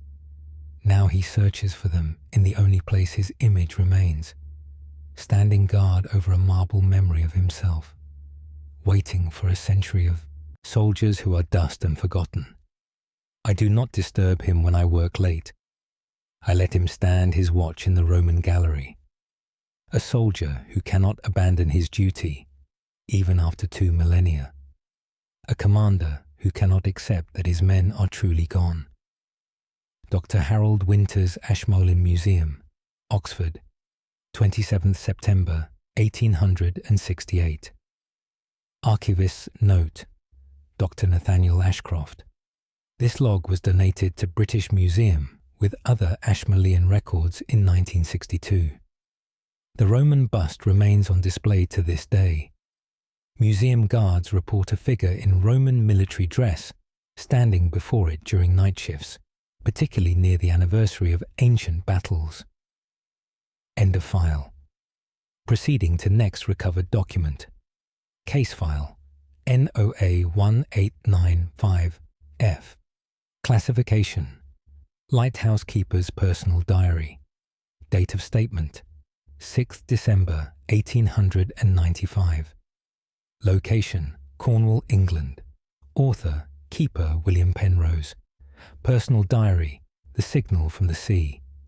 I, William Penrose, Keeper of St. Agnes Lighthouse, record the light that answers mine. For 7 years, I have kept the light burning at St. Agnes Head. The lighthouse warns ships away from the treacherous rocks below. Many vessels have been saved by the light I maintain faithfully. But 6 weeks ago, I began seeing another light on the water. It appears roughly 2 miles offshore, far beyond the rocks. A single light, dim and wavering, like a ship's lantern. At first, I thought it was a fishing boat working late, but the light never moves, never drifts with wind or current. It remains in the exact same position, night after night. I watched it through my telescope, trying to identify the vessel, but I can see no ship, no boat, no structure holding the light, just the light itself, floating on the dark water. I reported it to the harbour master, thinking a ship might be in distress. He sent a boat to investigate the location where I saw the light. They found nothing, just empty sea, no vessel of any kind. Yet that same night, the light appeared again in the same spot. I began to notice a pattern in how the light behaved. It would appear shortly after I lit my own lighthouse lamp. It would flicker in a rhythm, as if sending a signal. I'm familiar with maritime signal codes, and I tried to read the pattern, but the rhythm matched no code I recognized. It seemed random, purposeless, just flickering without meaning. Last week, I decided to signal back, to see if anyone responded. I shuttered my lighthouse lamp in a simple pattern. 3 long, 3 short, 3 long. The distress signal. The light on the water immediately changed its flickering. It repeated my pattern exactly, sending back the same distress signal. I tried different patterns, and each time the distant light copied them perfectly. But it initiated nothing, communicated nothing, just echoed what I sent, like a mirror reflecting my signals back across the water.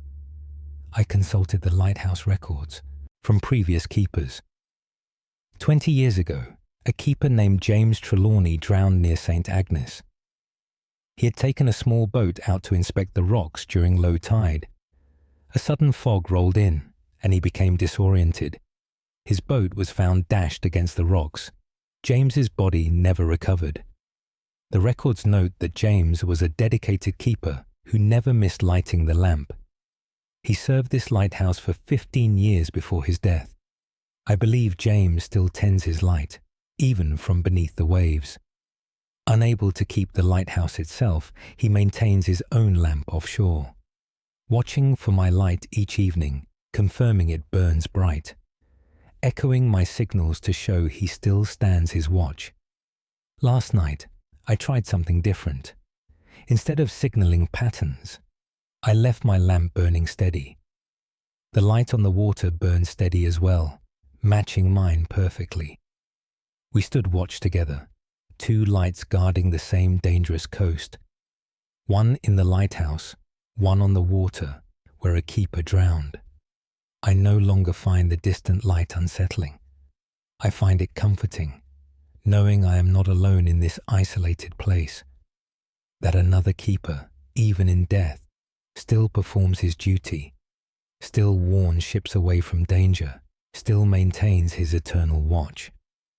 Some nights, when the sea is rough and the wind howls, I speak to James.